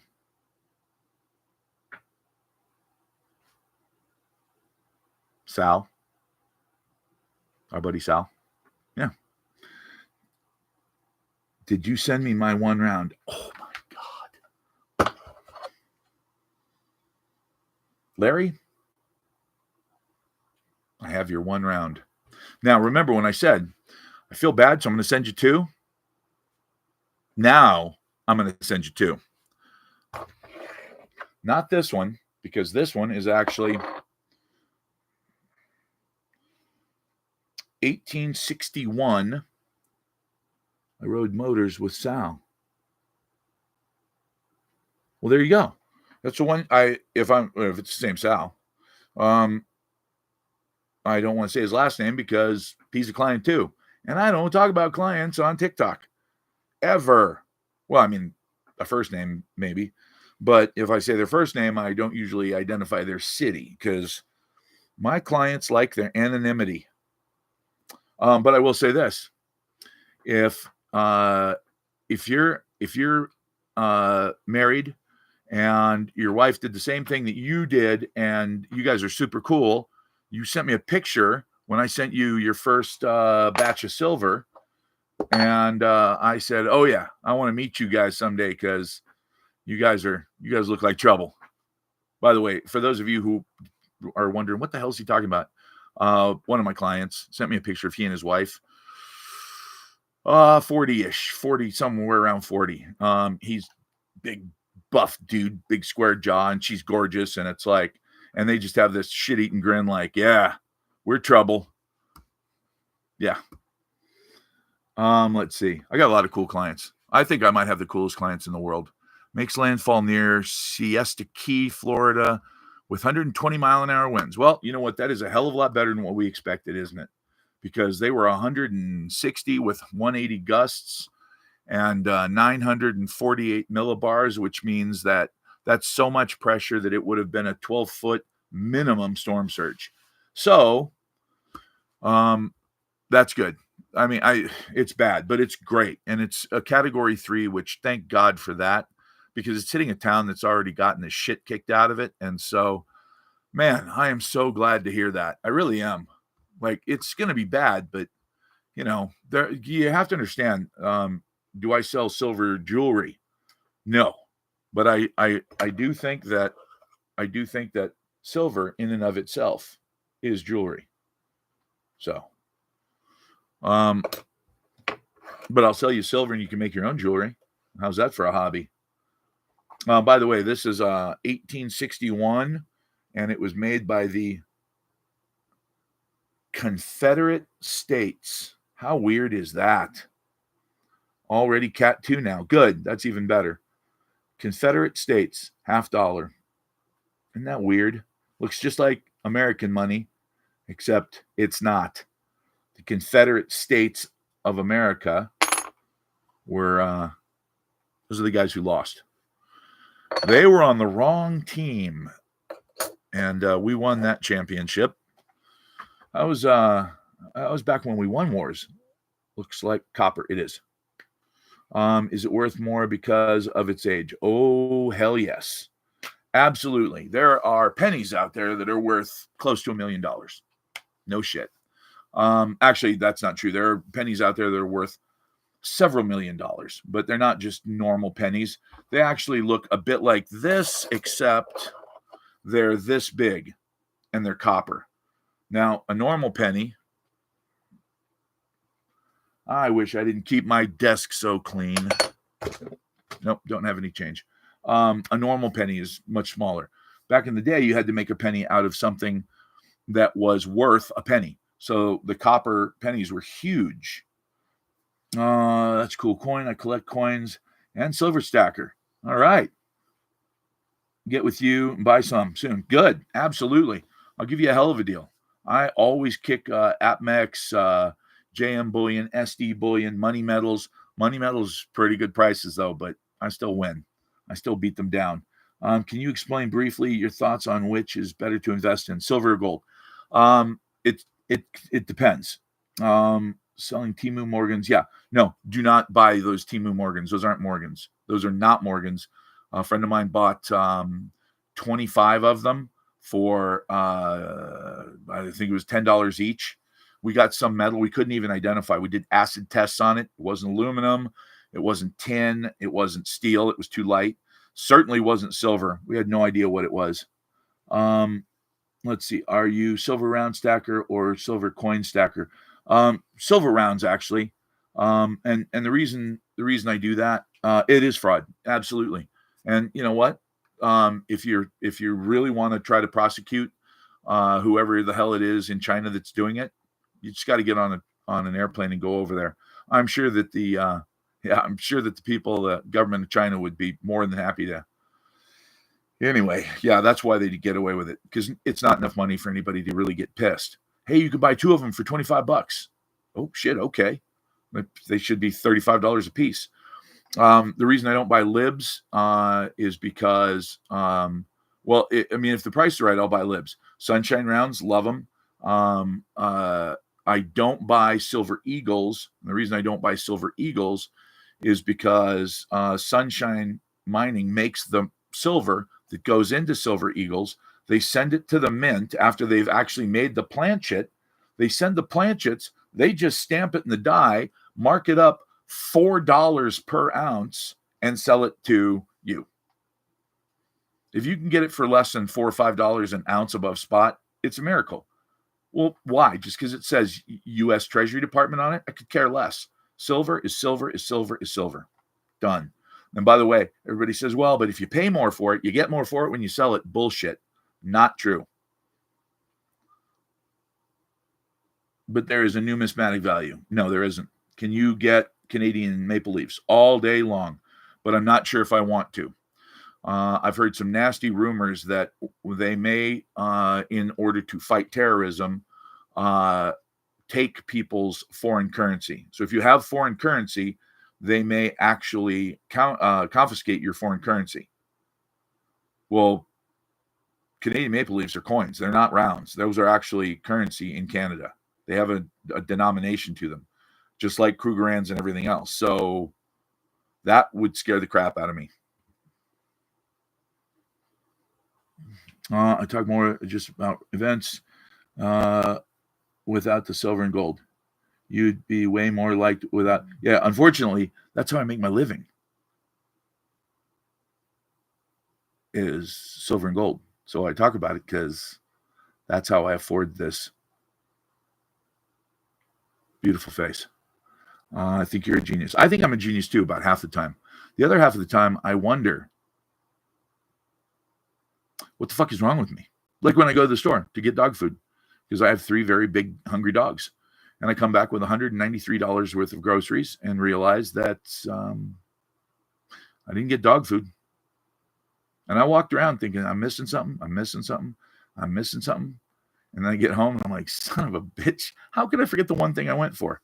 So, very photogenic. You know, I'm working on it. If I lose another 30 pounds, I definitely will be. Okay, so let's talk about silver and gold real quick, because right now I believe that silver is absolutely better than gold, unless you're extremely wealthy. I have clients. I just had a client who's got millions of dollars, and his first purchase, I got him a lot of gold. And the reason I got him a lot of gold coins was because he's already got a huge amount of silver. And I also got him a huge amount of more silver. So there should be a ratio. For every 5,000 ounces of silver, you should buy an ounce of gold. Some people say 5,000. I think 10,000, unless you've already got 25,000 ounces of silver. At that point, you've got enough silver. You're whatever the economic problems are going to be, you're going to be fine. And gold is great. And gold could go up by, in best case scenario, or really the worst case scenario for the economy, which is the best case scenario for gold, it could go up by easily 300%. No, I don't fuck around with palladium at all. And I don't buy platinum either. Those are strategic metals. Don't want them. Industrial and strategic metals don't interest me, because again, it has to do with, what are you going to do with them? Like, nobody wants them as currency, and they may make money, but it's just like pork bellies. What are you going to do? Take the pork bellies, have them delivered? I don't want them. You could see a 300% increase in gold. It could go to 10,000 realistically, so almost 400%. But if it does, then that means that you're looking at gold or silver at $300 an ounce. That's a 10-time increase. And the reason is gold and silver normally trade at a ratio.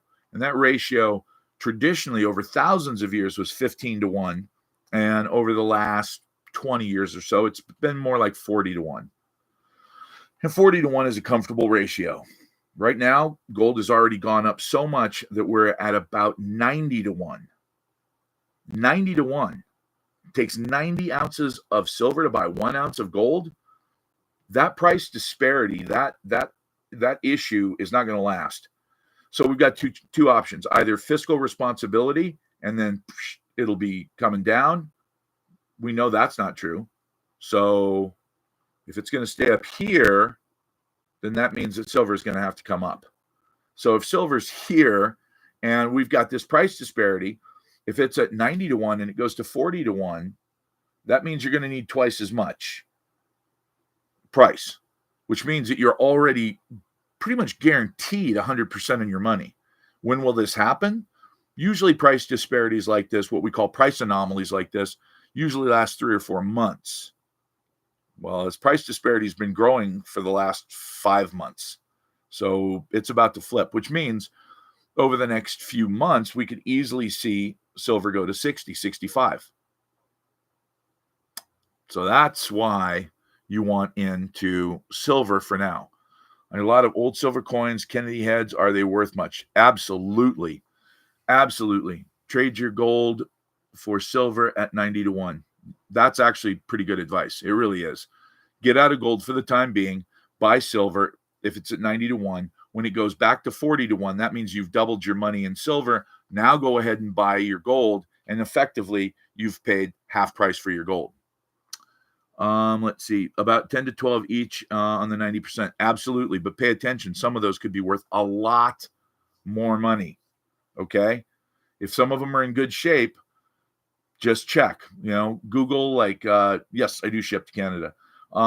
Google things like, give you an example, what's the best Kennedy head to have, or what are the most rare Kennedy heads? And then be prepared to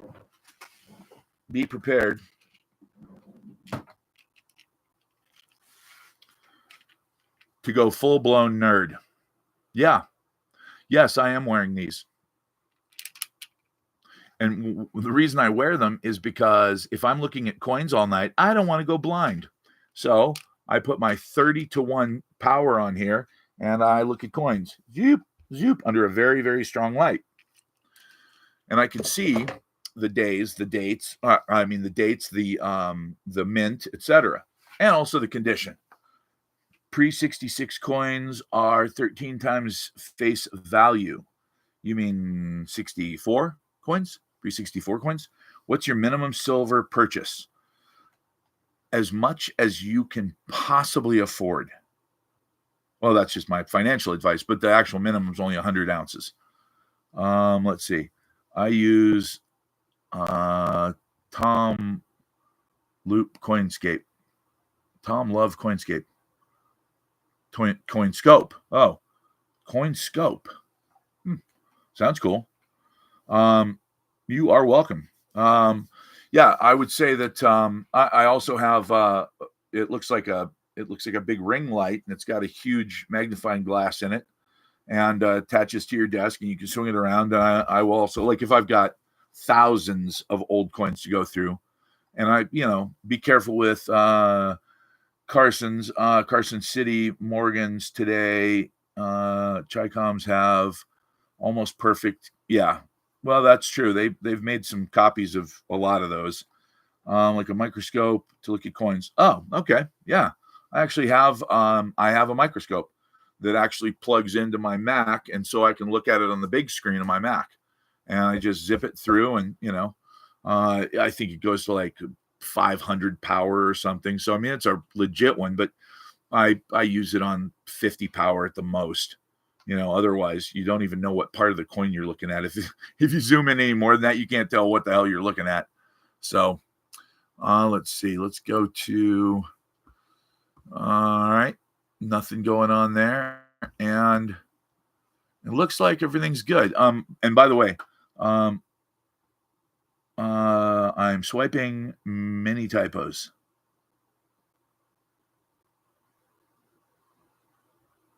Okay. Many typos. I'm swiping many typos. Not really sure what the hell that means. Let's see. Oh, hey, I told you the guys yesterday, and this here it is, an article that says Spliced 60 minutes under fire for deceptively editing Kamala Harris interview. Trump demands full release. Oh, wait a minute. 60 minutes? The bellwether of reporting and these guys are supposed to be above reproach. It's 60 Minutes. Remember all the stuff they did back in the day where they broke stories that were huge and everybody totally respected them. Well, it looks like CBS is fake news after all. Like, really, honest to God, fake. Because they actually took the interview and they edited Kamala Harris's answers so that they actually made sense. Now, let me ask you something, folks. Do you want a president whose words have to be edited for them to make sense? I don't. I don't want somebody in the White House who literally can't do an interview with obviously a very friendly, tongue-bathing interview where they just go, oh, so listen, there's some people who think that maybe blah, blah, blah. And so what do you think? Maybe this or that and blah, blah. No. I mean, first of all, if it were Trump, they would have crucified him. So why do you lie all the time? So why do you hate black people? So why are you so against the state of Israel? I mean, that's the way that they talk to him, but her, oh, totally. They give her a pass, and not only that, but they actually went back in and they changed what she said. That's crazy. Remember Kamala? Oh, this is awesome on X. Remember Kamala's word salad answer about Israel on 60 Minutes? It's gone. This is what many Americans will see now. And it shows the first one where she just, no, I'm not kidding at all. I'm reading this directly off of Zero Hedge. Look it up on X. 60 Minutes actually completely changed this. Let's see. The original answer aired on Sunday and got crushed by last night's broadcast. CBS had replaced the word salad with something she said earlier. That's what they broadcast and uploaded to YouTube. Wow. Here's what happened. 60 Minutes released a preview of Kamala interview before it aired. Netanyahu word salad clip got dunked on relentlessly. So 60 Minutes cut it from the version which actually aired on TV. Makes you wonder what else they left on the cutting room floor.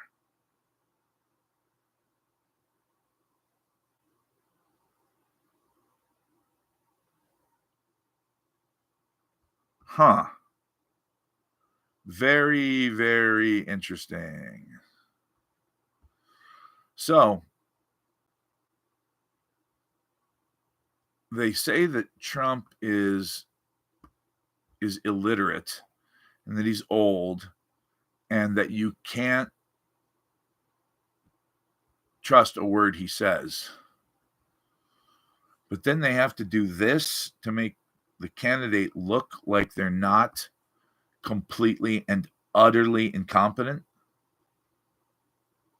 What's going on here? What is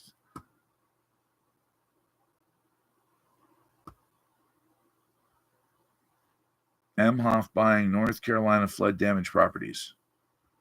I'd have to check that. Nobody's selling anything right now. They're trying to dig out of the mud. So I doubt very seriously that he's in there talking to a realtor like this minute. How are you going to make an offer?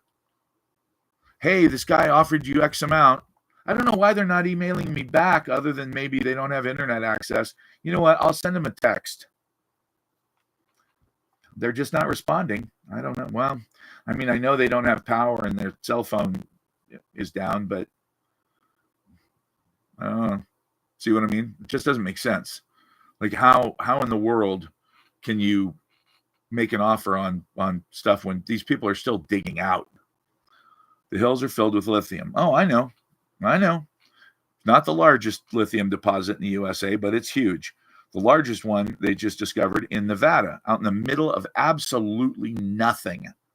That's the reason I don't think that this was some conspiracy to change the weather, because it's really like the lithium that's there is neat and all, but it's a lot easier to get lithium from the middle of bumfuck Egypt, Nevada, because there's nothing out there. It is completely open space, and it's the largest lithium deposit perhaps on Earth.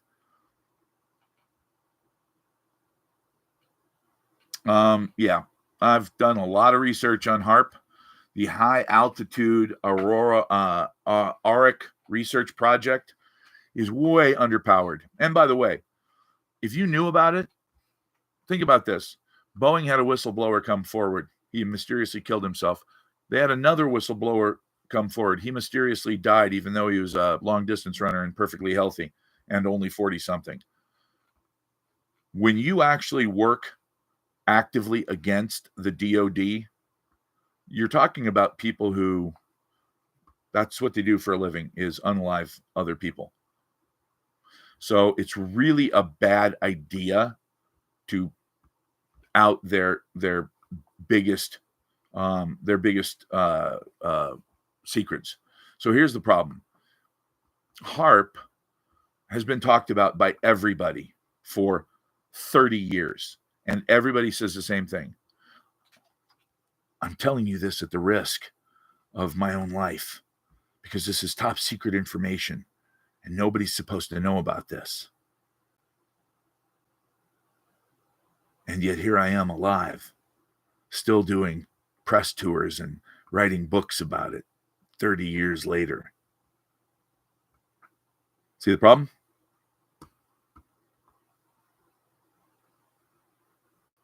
Let's start talking about that light back there. We're not talking about that. HAARP is open source intel now. Yeah, I mean, everybody knows about it. Old tech, and it doesn't work. If it worked, we wouldn't know about it. It's that simple. If it really worked, we wouldn't know about it. Based on the amount of electricity, the amount of energy that we take in from the sun on a regular day, let alone on a coronal mass ejection, shockwave, or a direct hit from a solar flare, HAARP is nothing. It's tiny. Yeah, cloud seeding's real. I mean, they do it all the time. They've been doing it for 100 years. Tesla created earthquakes. Oh my God. Yep. I know. Because New Jersey, Tesla Tower. Siberia, Tunguska event. Coincidence? See that? The Tunguska blast happened in Tunguska, Siberia, right here on the opposite side of the planet.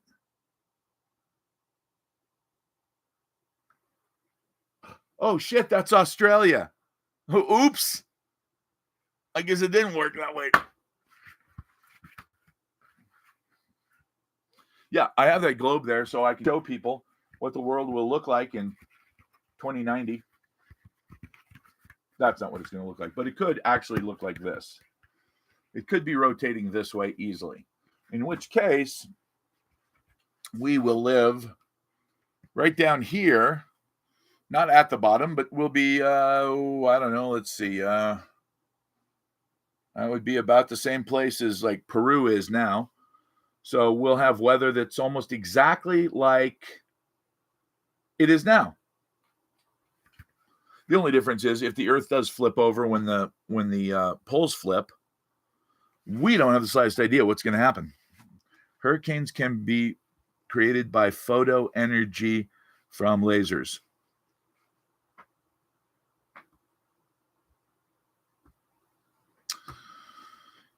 Yep. All the water will run off the Earth then. Well, if you tilt the flat Earth. Okay, photon energy. I was like, photo energy? Is that how they explain the rings around Uranus? Because I don't understand that. What's the point of, barium and aluminum they spray? Because they can be turned into tiny little particles, but they have weight. And they basically attract the water particles that are floating together, get attracted to them, and then they fall. That's it. That's and silver. Silver was originally used, silver iodine or silver iodide, and they'd shoot it up in rockets, and they would make it rain. And that's, I mean, look, putting, I want to say it's aluminum sulfate. Putting aluminum into the sky and having it rain down onto your plants and soak into your plants doesn't sound like a good idea. Exactly. It affects our nervous system. Aluminum is not good for you. It's great if you want to fly an airplane made of it, but eating it's not such a good idea. So I think that I think the new way that they've been the most effective way that they found to make it rain is using electricity. Yeah, we do, unfortunately. So I think that that's the answer is, if you want to make it rain in the desert, use electricity. Electricity is very interesting stuff. It seems to have a huge, huge role to play in basically everything we do. Is lead-based paint actually harmful? Extremely. But most homes that have it are not harmful anymore. And the reason is, you have this thing that you have to sign that says, oh, this house was built before 78 and could contain lead-based paint. Let me ask you something. How many times do you think that house has been painted since 1978? It's probably got 5 or 6 or 7 coats of paint on it. Now, if you tear those coats of paint off, or you break the walls down, or you tear out the cabinetry, be careful, because then you are actually releasing a little bit of that lead. And lead is extremely toxic. I mean, I can't even fucking tell you how toxic that stuff is. Part of the reason that they think the Roman Empire fell is because pewter was highly prized. It was heavy like gold. Well, guess what? So was lead. And people started using lead plates and lead bowls because it was basically felt like gold. Some have asbestos in them as well. That's right. That's why you never want to buy one of those, hey, $5,000 for an abandoned missile silo. Yeah, it cost us $65 million to build 60 years ago. It'd take you $2 billion to build it today, $10 billion to build it today. Great. All right. How much? $100. What? Yeah, $100. Okay, I'll take it. Well, then you find out that the moment you take title on it, the EPA comes in and says, hey, this is a hazmat situation. You have to rip out all of the lead-based paint and remediate it. Oh, well, if it's a Titan missile base, it's 43,000 square feet underground. That's over an acre underground. He used to break old thermometers and play with the mercury in school. Yeah, I remember that. And by the way, Ken, they censored that. Nobody else can see that except me. See that? Isn't that weird? Anybody else see that? Ken said used to break open old thermometers and play with the mercury. And you don't do that today, obviously. They'll make it a super fun site. Yep. Just like the lower 9th Ward of New Orleans. Oh. You guys didn't know that the lower 9th Ward was, no, I'm not kidding, Ken. They censored that one. The lower 9th Ward of New Orleans was supposed to be an EPA Superfund toxic waste site, but they realized that there was virtually no way they could ever clean it up. So they just let the poor people move in instead and build houses right on top of it. I mean, hey, what could possibly go wrong, right? No, this is way before Katrina. The reason I know this is because when Hurricane Katrina flooded the lower 9th Ward and we all went running in there to save people, afterwards they said, by the way, yeah, that was going to be a super fun toxic waste cleanup site.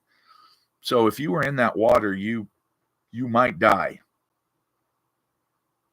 Oh, I was in that fucking water a lot. Is that a strike? And oh no, that's you, Ken.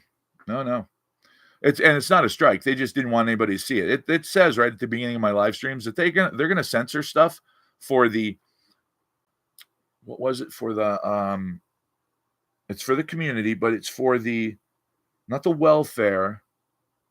I forget how they word it, but basically they say, oh, some of the comments are going to be censored, and it's for the experience.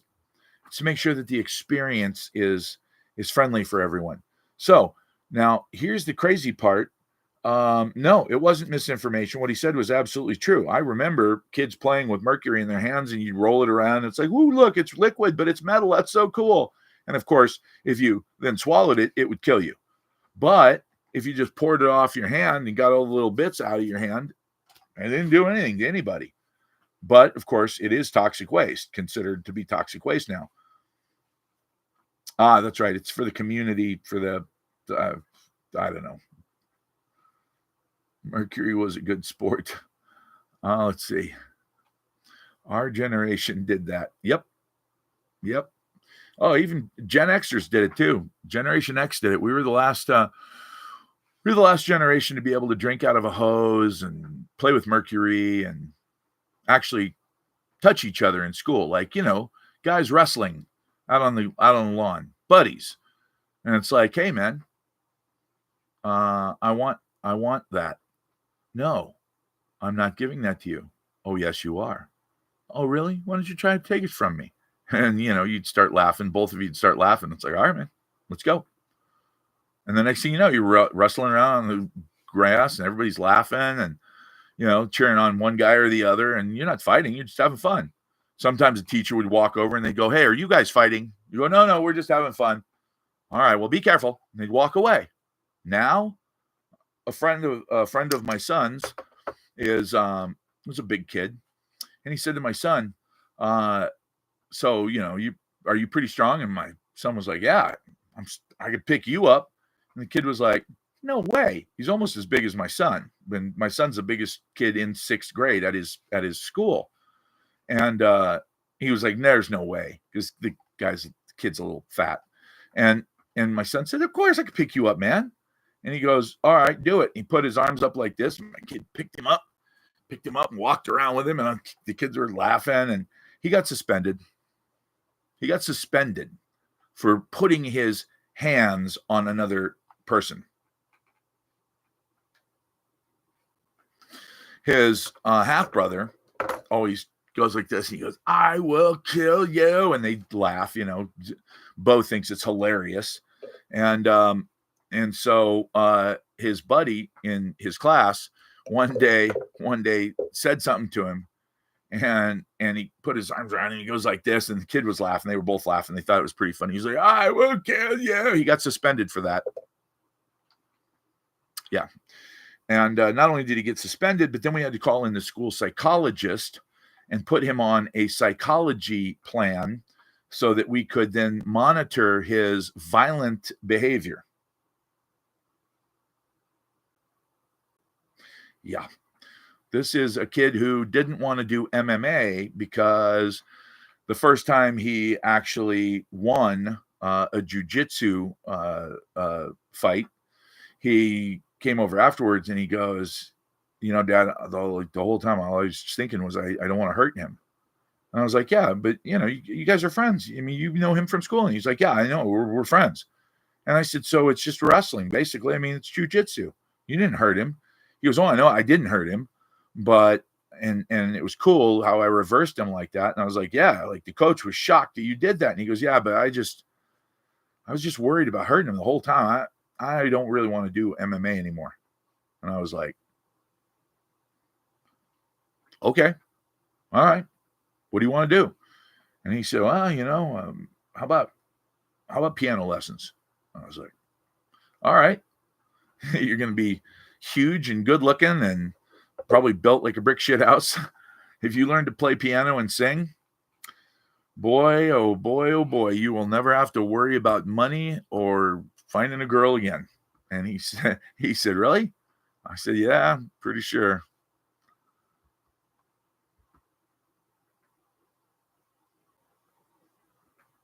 No, I'm learning to play piano.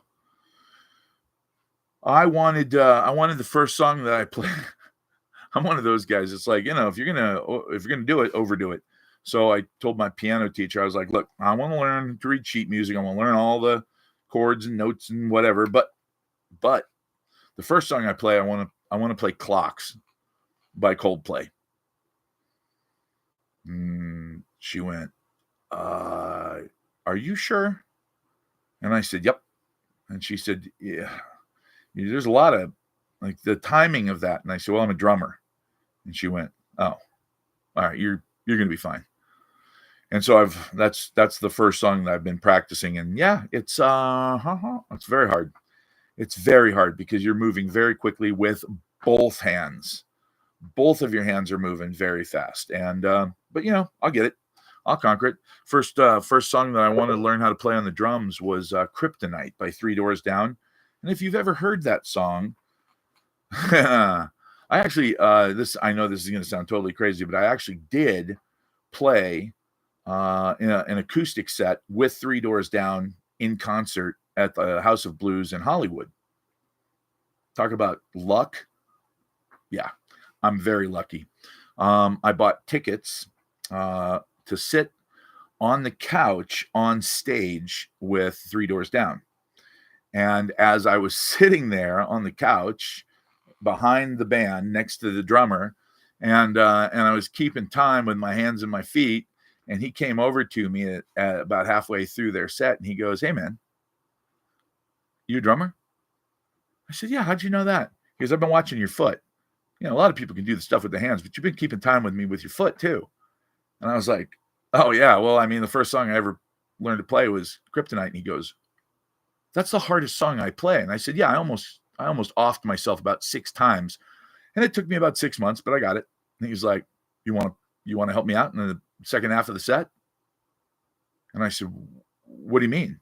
He said, well, look at the set list. And I looked it down, and the set list was on the back of this Foot Locker they had sitting where you could put your feet up or your drink on it or whatever. And I looked at it and I said, yeah, I know those songs really well. And he goes, all right, jump in with me, baby. And I was like, okay. And that I really realized for the first time in my life, like I really understood why people want to be musicians, like rock stars, because I'm sitting at the House of Blues in Hollywood, and I'm looking out at a crowd of people, probably, I don't know, maybe only 1,000, maybe 1,500 people. The upper decks were full. The floor was completely packed. And, there were a bunch of girls in the front, and I had seen them, and they'd smiled at me. I'd smiled at them, kind of, hi, how are you? That kind of thing. Because they're probably wondering, like, what the fuck is that guy doing sitting on stage? Well, hey, if you can afford, $800 a ticket, you get to sit on stage. So, and I could, so I did. So, but then when I started playing, and Brad, the lead singer, turned around and he said, hey man, you going to play with us? And I said, yeah, if you don't mind, I'll hang out with you guys for the second half. And he goes, sweet, tell everybody your name. And I told him, and he goes, all right, man, you ready? And I said, I'm ready when you are, brother. And we started playing. And I looked out in the crowd again, and the look on those girls' faces had completely changed. And because they thought I was like a professional musician, which I am not, but they thought I was, and they thought that maybe I'm part of the band or something. I don't know what they thought, but the way they looked at me then, I was like, oh shit. Like, these girls looked like, if you leave that stage right now, you ain't getting to the fucking door. We're going to take you down right here in the middle of this floor. You're not getting to the door, big boy. And I thought, whoa, this is how they're looking at all of these guys all the time. Like Brad, I don't know about the rest of them. I got to talk to Brad. He's really cool, the lead singer. He's happily married. He's a happily married guy. But still, that look, he's got to, he must have gotten immune to it by now. That was crazy, though. This was 2012, 2013. It might have been 2013. Let me look. You know what the saddest part is? I've got a couple pictures of me on the stage Who the fuck took those? Somebody right there took them, and it was just a couple of pictures. But I don't have like I tried to find somebody that was out because you were allowed to film. So there were tons of people filming that concert. And I thought, man, if I go on YouTube, there's got to be a way that like if I bring up let's see, it was Three Doors Down Attic Tour in the attic tour. Okay, attic tour. Is that what it was called? No, that wasn't. What was it called? Let me see. Three Doors Down. God, I don't even remember who opened for him. Isn't that weird? It was a little overwhelming. It was super cool though. I really enjoyed it. And the funny part is that afterwards, Three Doors Down, I'm looking for shit. I got a signed picture somewhere in here of what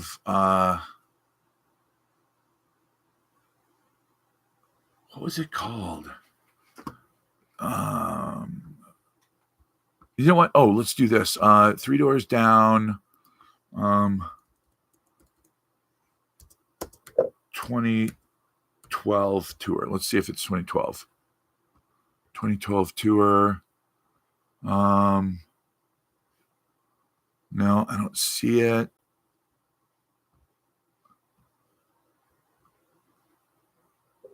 I don't. It must have been 2013 then.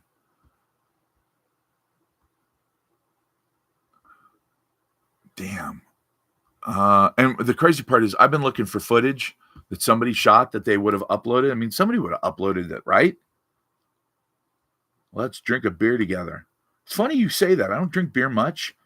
My buddy, who's hanging out outside my office, inside but outside my office, brought me a 6-pack of Coors tonight.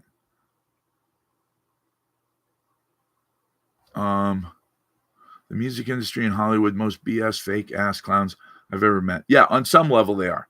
On some level. But there's also guys that are super talented who have really like they're super badass. But it's tough because you don't know, like if you don't know the industry. Like I was born in Hollywood, so I knew who was real and who was full of shit. And the full of shit people, you just stay away from them, you know? And you figure out who they are real quick if you're born and raised there. And of course, also if you know some people who are successful, who are straight, you know, they're straight people. I don't mean like gay or straight. I mean like they're straight shooters. They're not bullshit artists. If you know somebody like that and they tell you, oh yeah, this guy, this agent is good. This guy's, you know, this guy's sharp, etc.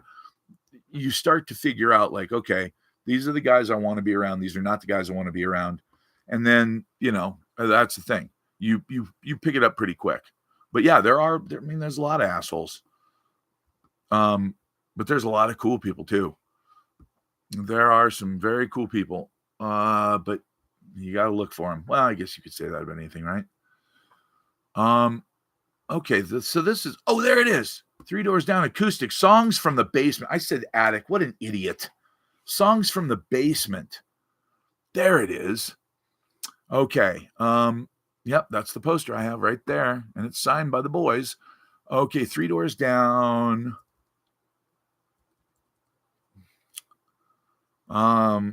Songs from the basement. Boom. Okay. Now, there we go. Now we're getting somewhere. Oh, it'd be so fucking cool. Oh, I should put in House of Blues. Okay. House of Blues. Oh, man. If I see a picture of myself on here, I'm going to shit. This is going to be awesome. Okay, wait a minute. Wait a minute. Nope, that's not it. Three Doors Down show on January 14th, right? Yes, my birthday. Oh, son of a bitch. Fuck, Brad is literally sitting right in front of where I would be sitting. I cannot believe this. That is nuts. All right, there's got to be another picture, though. Duck and Run acoustic. Love that song, Duck and Run. Wait, oh, fuck, that's Atlanta, Georgia. What the hell? What are the odds of that? What are the odds that they don't have a single fucking picture of that side of the stage? You know what? I'm going to click on that one because if they've got that one, they might have one like the next picture in the group is just a little different. We could have a beer drinking, like, yeah. Oh, fuck. There's a picture of Brad, his whole upper body. The new kid, guitar player. I've got one of his picks. He gave me one of his picks, but it's at an angle where, like, I would be sitting right there, just right out of the picture. Oh man, this is gonna piss me off. I'm gonna lose my mind. Come on. All these different pictures.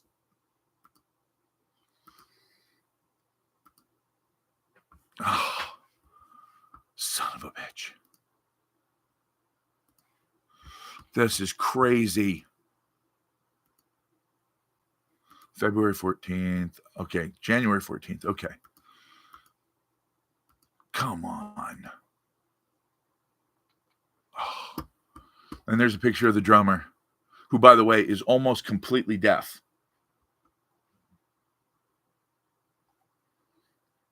Andy. What's happening, Andy? How are you, man? I didn't see you on here before. Oh, well, of course I wouldn't see you unless you commented.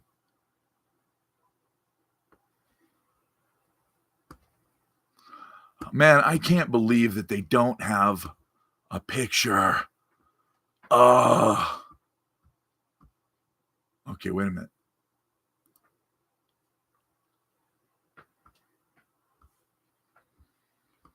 Oh, you know what? I'm going to take this whole thing. Three Doors Down acoustic show on January 14th, 2014.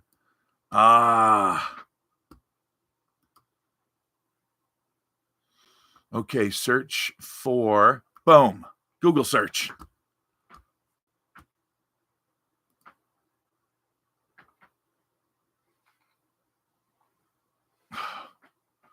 This is killing me, man. Oh, you know what? This is even fucking worse. Somebody's up above, so you could see the whole stage, except they're on the side. So it's the whole band, even the drummer in the corner, and where I'm sitting is just out of frame. It's a fucking conspiracy. That's what this is. It's a conspiracy to keep me from the fame and fortune that I so richly deserve. I'm a little pissed about it. By the way, there's somebody pretending to be me on TikTok. It was Big and Corn Fed 2, and he's got his number. It's a 406 number. I want you guys to feel more than welcome to call him all hours of the day and night if you want to. I'm not telling you to. I'm not suggesting dangerous practices because I'll get banned for that.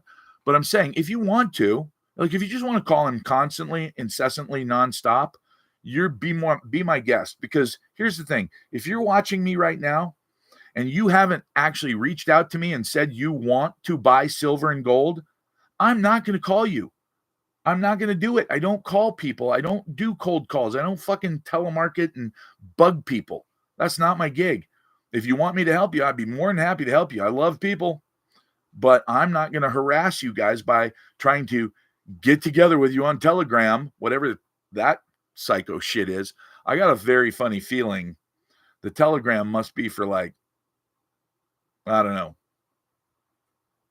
pimps and hoes or something, because every scam wants to know Oh, are you on Telegram? It's like, the fuck is Telegram? I don't even know what it is, but I don't want it. I can tell you that. Ooh, Bama Landscaper, you got censored again. I've blocked, I think, 4 different accounts pretending to be Martin. Why would they censor that? He's got an M in his bio name. Yeah, that's a different guy. Oh, you know what? Hey, Bama, put that back in again, and I'll bet this time they don't censor it. He has been texting me. Well, let him know. Let him know that if he, that you and Diddy have a lot of stuff in common, and that you two have a lot of baby oil just sort of laying around. And if he wants to come and meet you in person, hey, that would be fantastic, because you're into that. About doing business with you very soon. Well, cool, man. But over a beer, right? Since you're local, I mean, well, why not? Grab a beer and steak. I'm always looking for reasons to eat a steak. I'm buying even. I blocked, I think, 3 or 4 accounts. See, what the fuck? It didn't get blocked that time. By the way, tell me the closing price of silver and gold today. Well, I can tell you the real price. I can't tell you especially if you like conspiracy theories. Absolutely. All right, here. I'll tell you what the legit version is. Everybody out there's got a different one. Slightly. I don't mean like a lot, but like when I give you, when I say, because it's open again now, 3073. So 3073.5. So it's 3074. 3074. That is the bid. The ask will be higher than that. There's a bid and an ask. Hey, I want X amount. No, I'll do X amount. Okay, I'll take it. That's the way it works in all markets. Bid and ask. So it's a bid and ask on silver. If I went to one of the big like APMEX, let me go to APMEX and I'll tell you what APMEX wants, or what they say it is, because they're going to say it's a different thing. Okay. Where are you at? Gold and silver price. What? And what the hell's going on? They don't have it up? Huh. Oh my God, they're robbing people. Oh, there it is. It popped up. Okay. I see they're saying 3077. That's pretty tight. That's a pretty tight market. What did I say? 3070 something? Yeah, 32. So 77. That's a 5-cent spread, man. That's tight. That means, look, when it's like this, hey, I want X amount. No, I'll give you X amount. And it's a big spread. That means it's a slow market. People are haggling. The faster the market goes and the harder it goes, it's like this. But I think he's wrong. 1258. I don't know what that means, but I can tell you that silver is at 2628. 1258. I don't know what that meant. XRP and XLM. No, absolutely not. And the reason I say absolutely not, Greg, not that I don't love those as well as Bitcoin. I love crypto. But when 151 of the world's top cybersecurity experts all agree that there will be a catastrophic cyber attack in the next 12 months, and then Bill Gates says, yes, absolutely, there will be. And then Klaus Schwab of the World Economic Forum, who the fuck is that guy? He doesn't know anything about computers. Why is he saying publicly that there absolutely will be a catastrophic cyber event, in which case XRP and XLM are nothing? They don't exist except on computers. See the problem? I wish that I could buy more Bitcoin. I wish I could. And it's not a lack of money. I won't do it. I just can't. Well, there's absolutely, if they're not planning it, they're planning on it. Okay. See the difference? She asked for silver and price today, said spot price or physical. She asked for the price today. Spot price or physical. You can wallet your Bitcoin. They censored that, Ken.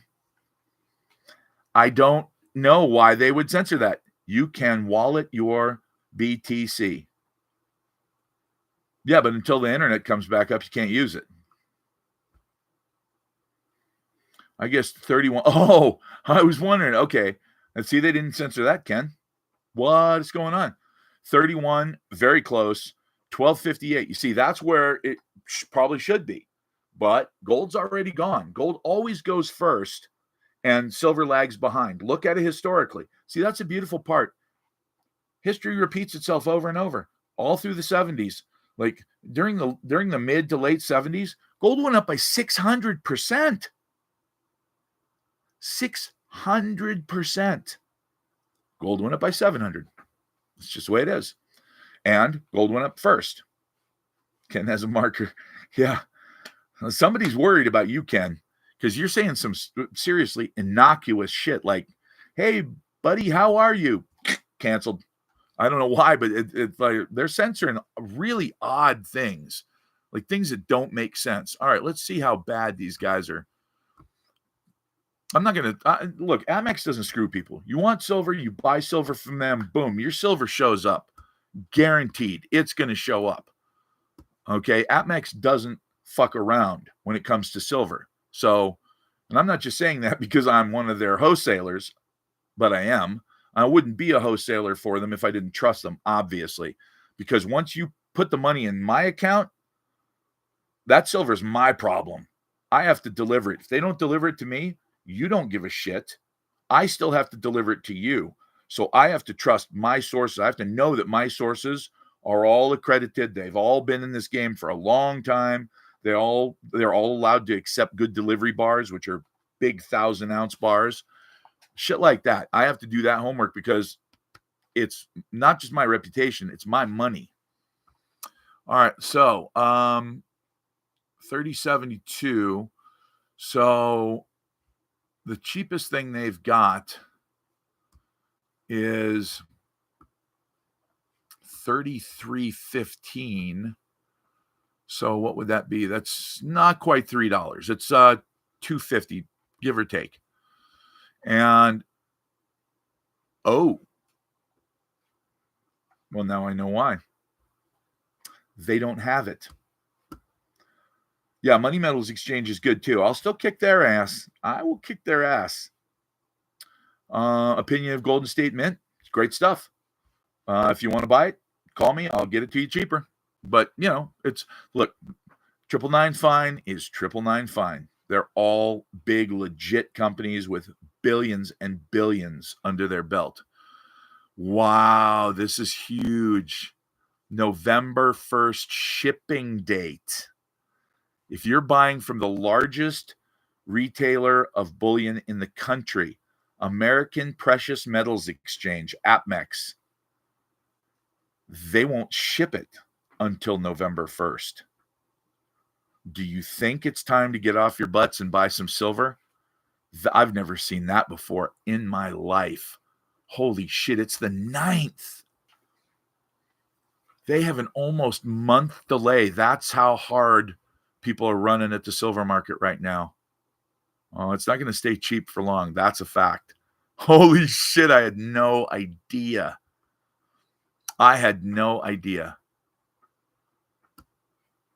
That's awesome. I mean, the reason I say it's awesome is because, look, I would love to make you guys so much money that you can't even, you don't even know what to buy me for Christmas, But I can only buy a couple ounces at a time. Good. Buy a couple ounces at a time then. That's cool. That is cool, Buy what you can. Because remember, it's $1 right now. If you put it under your pillow, it's going to be 50 cents tomorrow. If you buy silver with it, it's going to be $2 tomorrow, or maybe $3 tomorrow. That's how it works. You're either going to hold on to something that depreciates in value, or you're going to trade it in for something that appreciates in value. That's it. So, just be patient.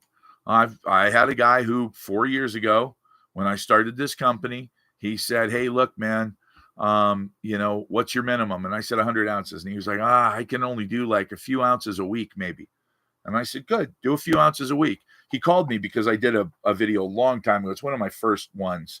And it said basically, look, if you're buying lattes, stop buying mochaccino stuff and, do this. And the one with the attic. Oh no, he didn't buy a few ounces at a time. He bought 17,000 ounces the first time. That's what he started with.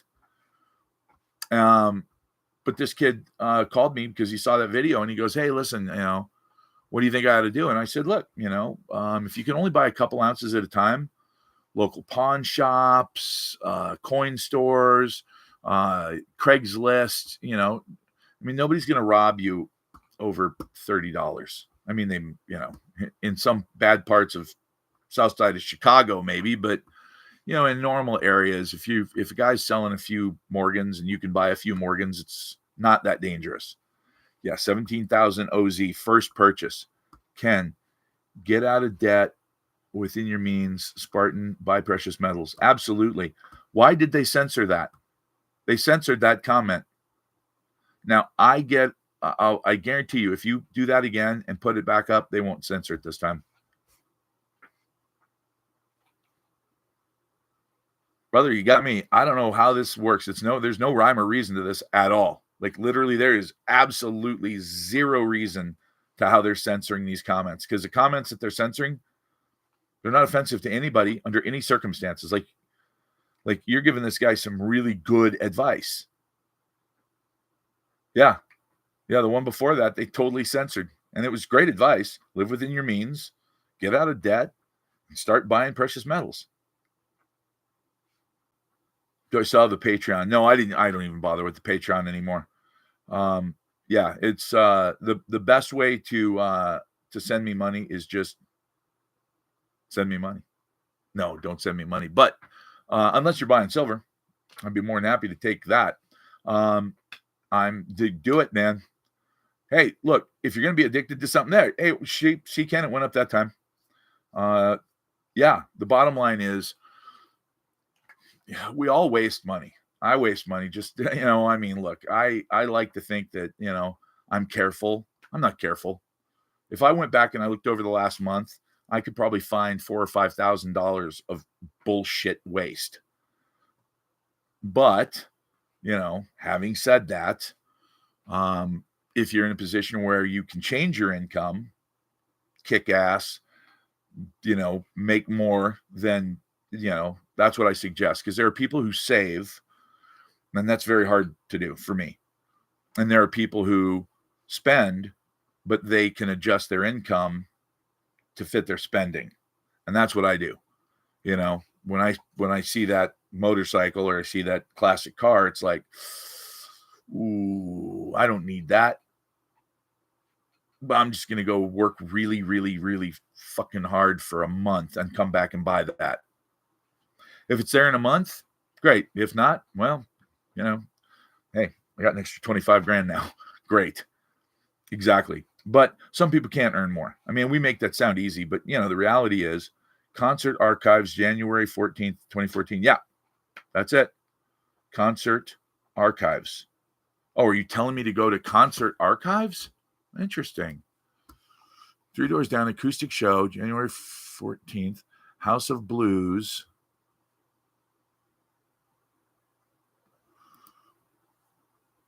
Los Angeles, California.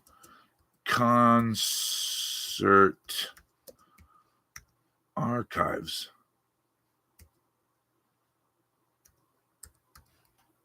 Okay. Archives, yeah. Well, it only shows a few pictures.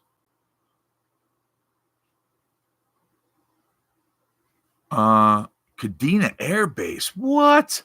I've been to Kadena. That's in Japan. Well, Okinawa. Okinawans don't like when you screw that up. Okay, all. Concert, House of Blues, LA concert history, concert in 2014, concert and tour history. No way.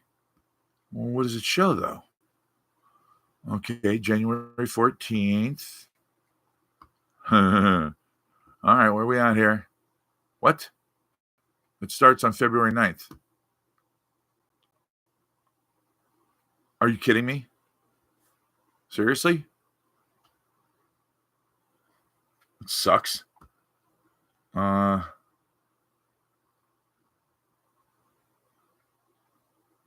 Jet lag. I get that. January. Oh, wait, it's going backwards. Oh, it's going backwards. Oh, backwards. Stupid. Okay, so if I don't have a picture of the one on January 14th, which hopefully they do, then I'll go to the one on January 23rd at the Celebrity Theater in Phoenix, because I went to that one too. And they actually recognized me. That was fun. That was so fun. Because they were like, hey, Brad Simon. He's like, hey, man, what are you doing here? I said, hey, heard you were coming to town. Thought I'd hang out with you guys. And I was sitting on stage again. And he's like, you going to play with us again tonight? And I'm looking around. These are, people from Phoenix. And everybody's like, who the fuck is this guy? Play with you again tonight? And I said, yeah, maybe, it depends. But, I'm just here to have some fun. And he goes, hey, man, you keep showing up and playing with our band. We're going to have to put you in the band. And I said, really? That wouldn't be bad. But wait, does it snow in Kentucky? And he goes, oh, yeah. And I said, nope, sorry, I'm passing. I love you guys, but I'm going to pass. Everybody there must have been like, what the hell? Who is this guy? I don't recognize him. Yeah, because I'm not a musician. Well, I mean, I am, but I'm a drummer. That's different. Okay, this is frustrating as shit. I can't find anything. All right. I'm going to keep trying, though. I would love to get some pictures of myself on stage. That would be super fun. Anyway, all right. Well, I'm going to wrap it up, guys. I've been on for 2 hours, 3 hours. 3 hours? Is that right? Yeah, 3 hours. Oh, shit. Okay. They have it January 14th video. I'm going to find it. That's awesome. You'll see me on there. If you watch the video, I'm the big fat-headed blonde guy. House of Blues, January 14th. Awesome. All right, you guys, I'll see you tomorrow night, 7 o'clock. I might come on a little early tomorrow night, though. Talk to you then. Super fun. Fun. Live streaming. Okay. Done with the live stream. And now life is good.